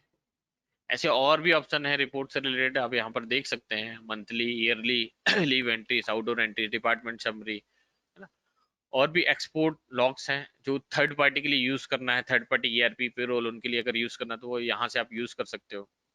अटेंडेंस एक्सपोर्ट, है ना, तो हमको कौन कौन से फील्ड चाहिए वो अब यहाँ सिलेक्ट करना है ना, वो सिलेक्ट करके, है ना, बस हमको ये चार ही फील्ड यूज करना है, सेव फॉर्मेट करके जनरेट करना है, तो वो एक्सपोर्ट हो जाएगा आपका, है ना। ऐसे अलग अलग फॉर्मेट आपको मिल जाएगा, एम्प्लॉय वाइज मिल जाएगा, device log third party payroll के लिए है ना, एसएपी डिफॉल्ट फॉर्मेट के लिए है, एक्सपोर्ट लॉग्स इन कस्टम फॉर्मेट में, अलग अलग फॉर्मेट में आप यहाँ पर डेटा जनरेट करके ले सकते हैं। डॉट डीएटी में, सीएसवी में, एक्सएलएस में। ये थर्ड पार्टी पेरोल प्रोसेस या ईआरपी प्रोसेस, है ना, जो भी डेटा लेना उनके लिए ये होता है। वैसे एक्स्ट्रा रिपोर्ट और भी हैं, कस्टम मंथली रिपोर्ट है, तो यहाँ बहुत सारे रिपोर्ट के फॉर्मेट हैं जो आप जनरेट करके यूज कर सकते हैं। इसमें एक और ऑप्शन है मॉनिटर का, जैसे ही आप डेटा डाउनलोड करते हैं तो monitor as a monitor, monitoring करने के हिसाब से कि कौन प्रेजेंट है कौन एब्सेंट है वो आप देख सकते हैं यहाँ पर, तो इस टाइप से मॉनिटर। अब इसको एक्सपोर्ट भी कर सकते हो, रिपोर्ट भी जनरेट कर सकते हो यहाँ से। ये पर्टिकुलर डे के अकॉर्डिंग, पर्टिकुलर डेट के अकॉर्डिंग आप देख सकते हैं यहाँ पर ये। अब यहाँ पर ये मॉनिटर में देख सकते हो। लास्ट ऑप्शन है आपका हेल्प। हेल्प में आप देख सकते हो यहाँ पर अबाउट इट तक, जहाँ पर आपका लाइसेंस डिटेल शो करेगा, लाइसेंस नंबर होगा, है ना, और कितना डिवाइस है आपका, लिमिट कितना एम्प्लॉय लिमिट है यहाँ पर शो करेगा। इसके अलावा और भी ऑप्शन है यहाँ पर, जैसे कैंटीन, कैंटीन का ऑप्शन है, तो कैंटीन उस केस में यूज करना है आपको, जैसे सपोज कैंटीन वाली डिवाइस आपको यूज करना है, जैसे एलपी 400 हो गया, है ना, जहाँ स्लिप वगैरह निकले, या फिर हम नॉर्मल डिवाइस को जो कैंटीन यूज करना चाहते हैं, तो डिवाइस को जब भी आप ऐड करोगे तो एज अ कैंटीन आपको ऐड करना है। तो डिवाइस ऐड करने का सेम ऑप्शन है आपका, डिवाइस मैनेजमेंट, डिवाइस को सिलेक्ट करिए, ठीक है, और यहाँ पर कैंटीन रीडर सिलेक्ट करके सेव करना है, तो ये डिवाइस हमारा एज अ कैंटीन वर्क करेगा। उसके बाद फिर सिलेक्ट करके डाउनलोड करना है, और यहाँ कैंटीन में कैंटीन आइटम आप बना सकते हैं, है ना, इस टाइप से आइटम बना सकते हैं यहाँ पर। एम्प्लॉय कॉन्ट्रीब्यूशन सेट कर सकते हैं, हाँ, कैंटीन से रिलेटेड। वैसे ही कैंटीन टाइमिंग्स में टाइमिंग आप सेट कर सकते हो कि मेरा ब्रेकफास्ट का टाइमिंग क्या है, डिनर का क्या है, लंच का क्या है, तो यहाँ पर आप डिफाइन कर सकते हो यहाँ पर ना, ब्रेकफास्ट लंच डिनर इस टाइप से।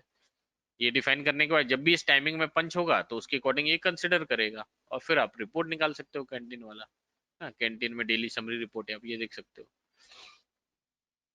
एक और ऑप्शन है यहाँ पर वर्क कोड ना, वर्क कोड, है ना, तो वर्क कोड में क्या होगा, सपोज आप डिवाइस में जब वर्क कोड यूज करना है तो डिवाइस में एक फंक्शन होता है वर्क कोड, तो वर्क कोड उस जनरली उस केस के लिए यूज होता है कि सपोज आपने डिवाइस में वर्क कोड डिफाइन किया है कि कोई एम्प्लॉई कंपनी पर्पस के लिए बाहर जा रहा है, या पर्सनल वर्क के लिए जा रहा है, या ऑफिशियल वर्क के लिए जा रहा है, या बैंकिंग है, तो ऐसे अलग अलग कोड आप डिफाइन कर सकते हो बायोमेट्रिक में ना। तो बायोमेट्रिक में पहले आपको वर्क कोड बनाना पड़ेगा, और जब भी एम्प्लॉई उसको उस वर्क के लिए जाता है, ठीक है, तो वो वर्क कोड सिलेक्ट करेगा, देन पंच करेगा, तो वर्क कोड यहाँ पर भी आपको सेम वर्क कोड यहाँ पर भी आपको ऐड करना पड़ेगा। और जब भी आप डेटा डाउनलोड करोगे तो उसके अकॉर्डिंग वर्क कोड में आप देख सकते हो कि एम्प्लॉई किस वर्क के लिए बाहर गया था, किस वर्क के लिए गया आया था, ऐसे इस टाइप से। यहाँ पर आप रिपोर्ट भी देख सकते हो,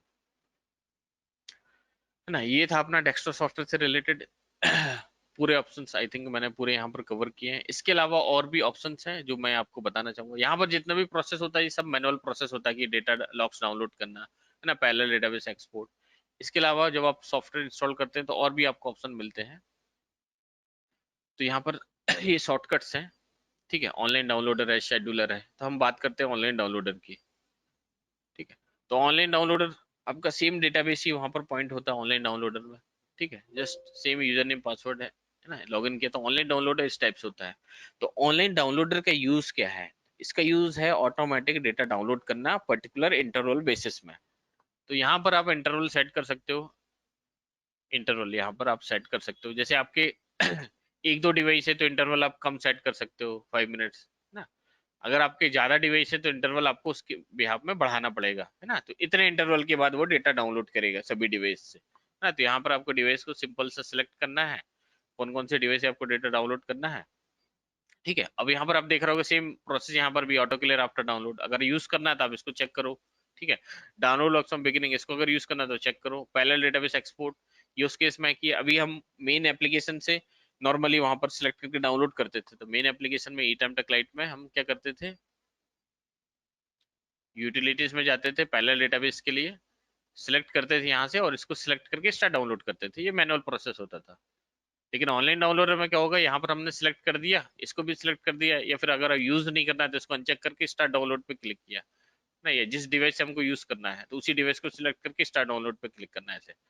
तो जैसे स्टार्ट डाउनलोड पे क्लिक किया और इसको हमको मिनिमाइज करके रखना है तो एवरी इतने इंटरवल के बाद वो डेटा डाउनलोड करना स्टार्ट करेगा। ये हमेशा मिनिमाइज रहेगा, ये मिनिमाइज है, ठीक है। तो ये ऑटोमेटिक डेटा डाउनलोड करता रहेगा ऑनलाइन डाउनलोडर, ये हमेशा मिनिमाइज रहेगा यहाँ पर, ठीक है। बस इसका क्या है कि डेली बेसिस में आपको इसको एक बार एग्जिट करके स्टार्ट करना है, स्टॉप करके स्टार्ट करना है, तो ये परफॉर्म करेगा। तो ये आपका एक डाउनलोडिंग का, ऑटो डाउनलोडिंग का आपको डेस्कटॉप सॉफ्टवेयर में फीचर मिल जाएगा, ठीक है।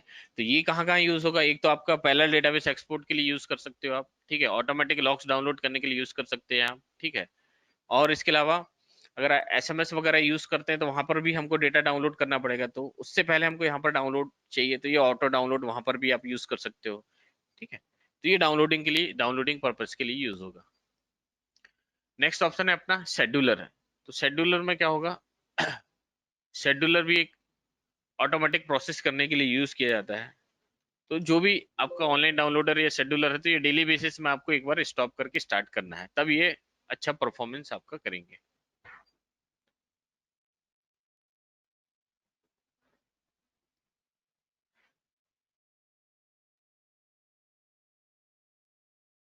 ठीक है। तो शेड्यूलर में आप देख रहे होंगे इस टाइप से आपका ऑप्शन होगा। तो शेड्यूलर में हम क्या कर सकते हैं, collect and export device logs. जो काम हमारा ऑनलाइन डाउनलोडर कर रहा था वो शेड्यूलर भी यहाँ से करेगा। Collect and export device logs, है ना। तो ये डेटा डाउनलोड करने के लिए होता है, collect and export. String user information है, तो ये यूजर्स डाउनलोड करने के लिए ठीक है ना। String date and time, string synchronization, date and time synchronization करने के लिए, तो ऑटोमेटिक शेड्यूल स्ट्रिंग कर देगा डेट एंड टाइम को, यूजर इन्फो को स्ट्रिंग कर देगा, ठीक है। Collect and export attendance log, है ना, ये अटेंडेंस लॉग कैलकुलेट करने के लिए यूज करेगा, कि ऑटोमेटिक मेरा अटेंडेंस लॉग कैलकुलेट होना चाहिए ना। तो यहाँ से आप टाइमिंग, जो भी टाइमिंग दोगे तो उस टाइमिंग में डेटा कैलकुलेशन स्टार्ट हो जाएगा। जो अभी हम नॉर्मल प्रोसेस करते थे यहाँ पर कैलकुलेशन का, अटेंडेंस रिपोर्ट में रिकैलकुलेट, ये वाला प्रोसेस के लिए शेड्यूलर में ऑप्शन है, collect and export device log, attendance log. और ये डाउनलोड के लिए है। वैसे ही जो हम मेमो सेंड करते थे, जनरेट मेमो, ठीक है। जो मेन एप्लीकेशन में मैनुअल प्रोसेस था जनरेट मेमो का, अटेंडेंस रिपोर्ट में जनरेट मेमो, जो मैंने आपको स्टार्टिंग में बताया था कि नोटिफिकेशन सेंड करने के लिए, लेट कमिंग के लिए, कितने एम्प्लॉय लेट है, ठीक है, तो उनको मेल जाना चाहिए, मिस्ड आउट पंच के लिए उनको मेल जाना चाहिए ना। तो यही प्रोसेस शेड्यूलर में भी है, कि यहाँ से आप नोटिफिकेशन सेंड कर सकते हैं, send email for late coming, send notification absentees, ठीक है। तो यहाँ पर आप सेट कर सकते हो कौन से टाइमिंग में चाहिए। तो ये दोनों का टाइमिंग आपको थोड़ा थोड़ा टाइम डिफरेंस रखना पड़ेगा, कि सपोज आप लेट कमिंग अर्ली गोइंग के लिए मेल सेंड करना चाहते हो, ये टाइमिंग आपने डाल दिया, एब्सेंट के लिए इस टाइमिंग से आप सेट कर सकते हो, ठीक है। वैसे ही late coming early going emailers notification absent to employee, ये एम्प्लॉय के लिए है, ये डिपार्टमेंट हेड के लिए आप सेट कर सकते हो, एम्प्लॉय के लिए हेड सेट कर सकते हो, ठीक है। उससे पहले हमको क्या डेटा डाउनलोड करना है तो वह डाउनलोडिंग का प्रोसेस भी स्टार्ट कर सकते हो, कैलकुलेशन करना है तो कैलकुलेशन का प्रोसेस स्टार्ट कर सकते हो। तो इस टाइप से कंबाइंड में आप शेड्यूलर को भी यूज कर सकते हैं। और ये एसएमएस के लिए जो मैंने आपको स्टार्टिंग में बताया था। इसके अलावा आप यहाँ पर एक्सपोर्ट लॉग्स भी, डिवाइस लॉग अगर एक्सपोर्ट करना है ना, तो पर्टिकुलर पाथ में जब भी वो डेटा डाउनलोड करेगा तो फाइल वहां पर आपको एक्सपोर्ट हो जाएगा। अटेंडेंस लॉग है, अटेंडेंस लॉग एक्सपोर्ट करना है तो उसके लिए एक्सपोर्ट हो जाएगा। तो जो भी पाथ आप सेट करोगे वहां पर फाइल बन जाएगा ना। यहाँ पर जो भी फाइल आपको चाहिए, टीएक्सटी में चाहिए, डीएटी में चाहिए, सीएसवी में चाहिए। वैसे एफटीपी वगैरह अगर कुछ है तो एफटीपी में अगर वही आपको यूज करना है तो एफटीपी के क्रेडेंशियल डालने के बाद है ना, तो आपको क्या क्या चाहिए, डिवाइस लॉग चाहिए, अटेंडेंस लॉग चाहिए, तो ये भी आप एफटीपी में कॉन्फ़िगर कर सकते हो, है ना। तो जैसे ही शेड्यूलर आपका रन होगा ऑटोमेटिकली एफटीपी में वो फाइल आपका अपडेट कर देगा। तो इस टाइप से भी आप शेड्यूलर यूज कर सकते हो और इसको आपको मिनिमाइज करके रखना है, तब शेड्यूलर भी यूज कर सकते हैं। इसके बाद फिर हमारा है ईपे ट्रैक। ठीक है, ईपे ट्रैक एक बेसिक पेरोल सॉफ्टवेयर है ना। ये भी मेन एप्लीकेशन वाला ही डेटाबेस इसमें भी कॉन्फ़िगर है ना। तो जनरल एक पेरोल से रिलेटेड आप फंक्शन यहाँ पर यूज कर सकते हैं ना। तो पेरोल में आपका पेरोल फॉर्मूला सेटिंग है, तो यहाँ पर आप पेरोल के फॉर्मूला वगैरह यूज कर सकते हो। जैसे generally LOP, loss of per day, तो एलओपी में क्या होता है आपका लॉस ऑफ कि एक दिन का कितना सैलरी होना चाहिए, तो ये एवरी मंथ के अकॉर्डिंग ये चेंज आपको करना है। तो बेसिक डिवाइडेड जैसे 31 है तो ये मंथली बेसिस में चलेगा, डे बेसिस में नहीं चलेगा। ये बेसिक पेरोल है ओनली। ठीक है, तो इस टाइप से फॉर्मूला सेट कर सकते हो, है ना। और भी है, एचआरए का फॉर्मूला वगैरह आपको देना है अगर आपके यहाँ पर ऑर्गेनाइजेशन होता है ना। तो इस टाइप से फॉर्मूला दे सकते हो कि बेसिक का हमको कितना रखना है, 0.2,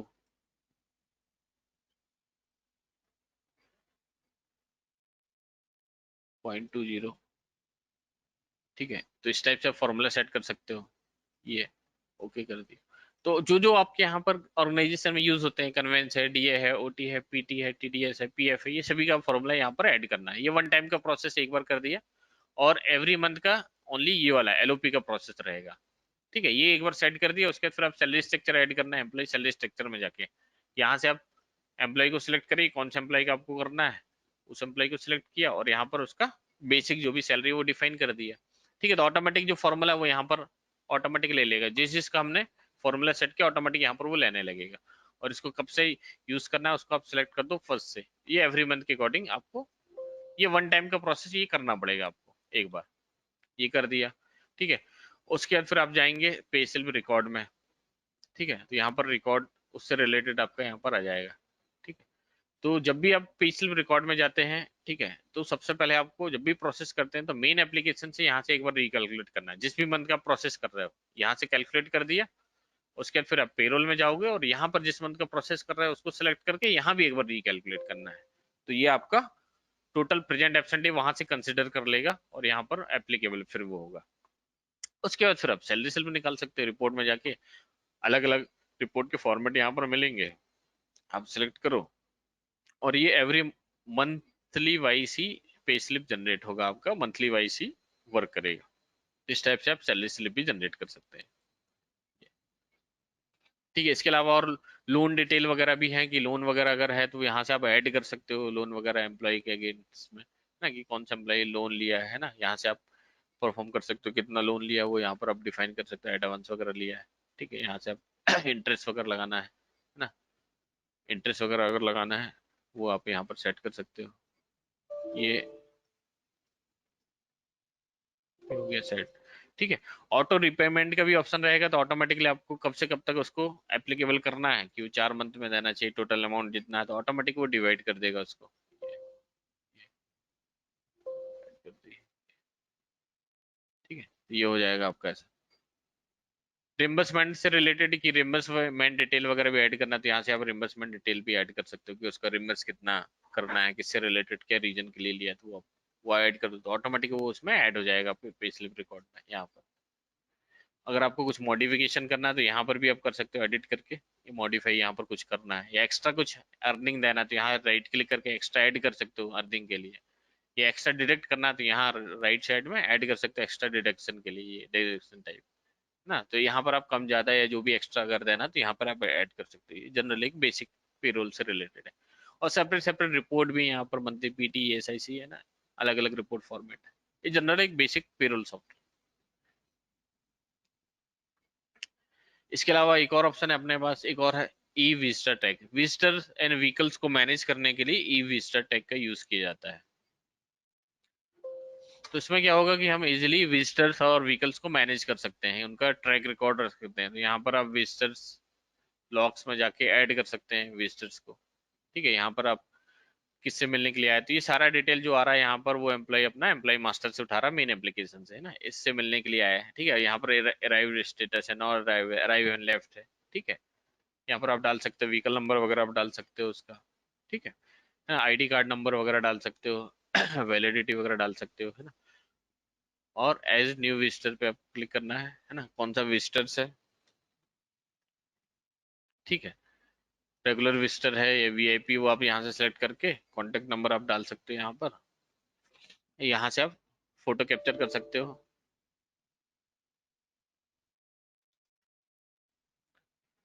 यहाँ से आप फोटो कैप्चर कर सकते हो, अगर वेबकैम है तो डायरेक्टली फोटो, या ब्राउज करके यहाँ से आप ले सकते हो, फोटो वगैरह अटैच कर सकते हो।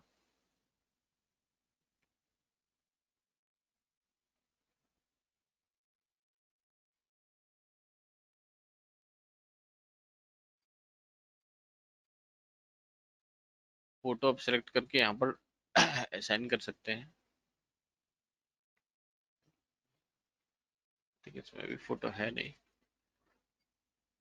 अब जनरली कोई भी फोटो वगैरह जो भी आपको सेंड करना है, यहाँ पर आप सेव कर सकते हो। मैं एक नॉर्मल फोटो यहाँ पर भी सेट कर देता हूँ, जैसे ये है, सेव कर दिया ये। ठीक है, और उसके बाद फिर इसको ऐड कर दिया, ये ऐड हो जाएगा। उसके बाद फिर मैं जनरेट बैच कर सकता हूँ।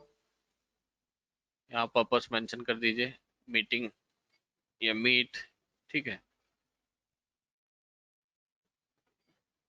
और यहाँ से ऐड कर दीजिए, और आप बैच भी यहाँ से जनरेट कर सकते हो। तो इस टाइप से बैच उसका जनरेट होगा, इसका आप प्रिंट आउट लेके एक्सपोर्ट करके वो आप दे सकते हो। तो यहाँ पर जनरली एक फोटो आ जाएगा ना, तो यहाँ पर दिखाएगा कि इससे मिलने के लिए आया, कौन सा डिपार्टमेंट है, इशू कब किया गया था, ये।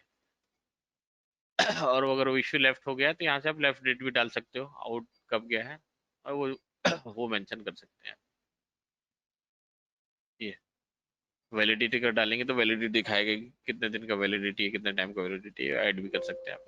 इस टाइप से विजिटर्स ऐड हो जाएगा। वैसे ही व्हीकल्स, व्हीकल्स का भी आप यहाँ पर ऐड कर सकते हो। व्हीकल्स, जो भी व्हीकल्स वगैरह डिटेल है वो यहाँ पर आप ऐड कर सकते हैं, व्हीकल्स का डिटेल वगैरह फिल करके यहाँ पर। तो व्हीकल्स का भी आप डिटेल कैप्चर कर सकते हो, और रिपोर्ट वगैरह आपको देखना है तो यहाँ से आप रिपोर्ट भी देख सकते हो उनका। ये इस टाइप से आपका रिपोर्ट दिखेगा कि ये इस डेट इन टाइम ये था, ड्यूरेशन इतने देर तक, है ना, ये अराइव टू लेफ्ट हुआ ऑन मीट, ये इस टाइप से आप ट्रैक रिकॉर्ड एक प्रकार से कर सकते हो ये विजिटर मैनेजमेंट में। तो व्हीकल्स और विजिटर दोनों का मैनेज करने के लिए यूज कर सकते हो। बैच वगैरह जनरेट करके उसको एक्सपोर्ट करके आप दे सकते हो, बैच वगैरह व्हीकल्स के लिए भी दे सकते हो, विजिटर्स के लिए भी दे सकते हो ना। तो ये भी एक अच्छा ऑप्शन है। तो यहाँ पर आई थिंक मैंने पूरे ऑप्शंस यहाँ पर क्लियर किए हैं। इसके अलावा जो अपना मेन सॉफ्टवेयर है ना, मेन सॉफ्टवेयर में जो अलग अलग डेटाबेस टाइप है, यहाँ पर आप देख रहे होंगे डेटाबेस जो सपोर्ट करते हैं। तो अलग अलग डेटाबेस, जैसे एमएस एसक्यूएल सर्वर है तो एसक्यूएल सर्वर हमको कॉन्फ़िगर करना पड़ेगा। ठीक है, उसका लाइसेंस आपको लेना पड़ेगा। ओरेकल है तो ओरेकल के अकॉर्डिंग करना पड़ेगा, वो सारी चीजें कर सकते हैं। और जनरली डेस्कटॉप सॉफ्टवेयर का यूज काम होता है कि सिंगल लोकेशन में ही है तो वहाँ का ही डिवाइस आप ऐड कर सकते हो। तो डेस्कटॉप सॉफ्टवेयर से लोकल जो एरिया नेटवर्क में जो डिवाइस लैन से कनेक्टेड है, या उसी नेटवर्क में वाईफाई से कनेक्टेड है, वो सारी डिवाइस यूज कर सकते हो। या फिर पेन ड्राइव से डेटा लेके आप डेस्कटॉप में यूज कर सकते हो ना। तो जनरल एक सिंगल ऑर्गेनाइजेशन में आप यूज करने के लिए डेस्कटॉप में जाते हैं, जहां पर आपके एम्प्लॉयज को इजीली मैनेज किया जाए। वहां पर आप डेस्कटॉप सॉफ्टवेयर में बेसिक पेरोल यूज कर सकते हो, विजिटर मैनेजमेंट यूज कर सकते हो। ठीक है, ऑनलाइन डाउनलोडर यूज कर सकते हो, मेन एप्लीकेशन यूज कर सकते हो, कैंटीन मैनेजमेंट यूज कर सकते हो। तो ये सारी चीजें आई थिंक मैंने यहाँ पर पूरे ऑप्शन कवर किए हैं। इससे रिलेटेड अगर कुछ भी आपके पास डाउट्स वगैरह है तो वो आप चैट में मेंशन कर सकते हैं ना। और इस सेशन से रिलेटेड अगर कुछ भी फीडबैक वगैरह है तो वो आप एंड करने से पहले आप अपना फीडबैक वगैरह आप दे सकते हैं, ताकि हम और बेटर सेशन को कर सकें। अगर कुछ भी उससे रिलेटेड है तो please give us feedback. Thank you so much for attending this session sir.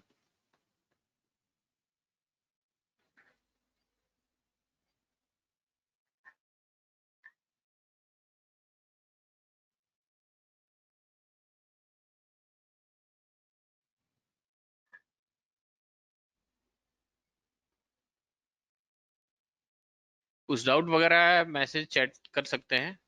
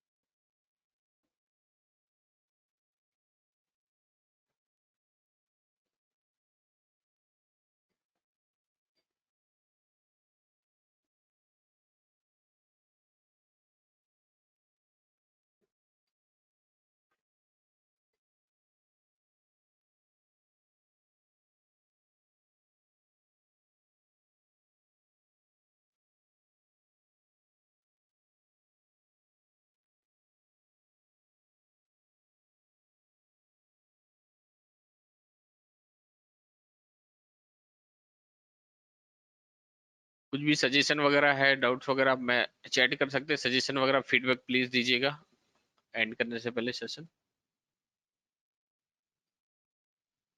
सैलन sir, सैलन sir, Pramod बोल रहा था। हाँ, कोई पवन चैट कर रहा है, वो ईमेल ऑप्शन को एक्सप्लेन करने बोल रहा है। Email setting.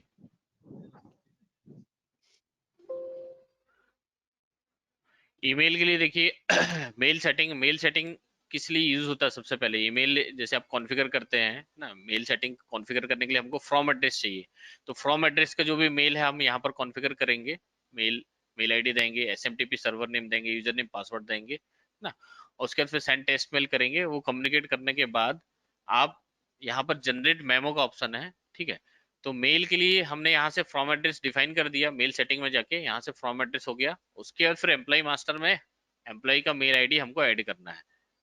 तो एम्प्लॉय का मेल आईडी जब ऐड करेंगे तो आप एडिट करके अदर डिटेल में जाके ऐड कर सकते हैं। यहाँ पर ये मेल आईडी यहाँ से ऐड कर दिया। और जब जनरेट मेमो आप करेंगे तो सबसे पहले रिकैलकुलेट कर लिया अटेंडेंस, उसके बाद जनरेट मेमो में जाएंगे और यहाँ से जो भी नोटिफिकेशन आपको एब्सेंट के केस में, ठीक है, वो सेंड करना है। तो सबको सिलेक्ट किया, इंडिविजुअली सेंड करना है। तो जो जो मेल आईडी हमने कॉन्फ़िगर किया है सभी एम्प्लॉय का इंडिविजुअली मेल सेंड हो जाएगा। ये समरी करना है, ठीक है। तो समरी में एक पर्टिकुलर किसी एम्प्लॉय को जाएगा। जैसे सेंड में करेंगे यहाँ पर मेल आईडी देंगे तो इनका डिटेल जो भी एब्सेंट एम्प्लॉय है ये नोटिफिकेशन उनकी मेल आईडी में जाएगा। एक आप प्रोसेस यहाँ से भी कर सकते हो। दूसरा, ऑटोमेटिकली मैंने बताया था कि जो शेड्यूलर है, ठीक है, तो शेड्यूलर वो प्रोसेस करेगा। तो शेड्यूलर में हमको सबसे पहले डेटा डाउनलोड करना है। तो डेटा डाउनलोड होने के बाद डेटा रिकैलकुलेट हो गया, कैलकुलेट होने के बाद फिर शेड्यूलर भी वो टास्क परफॉर्म करेगा।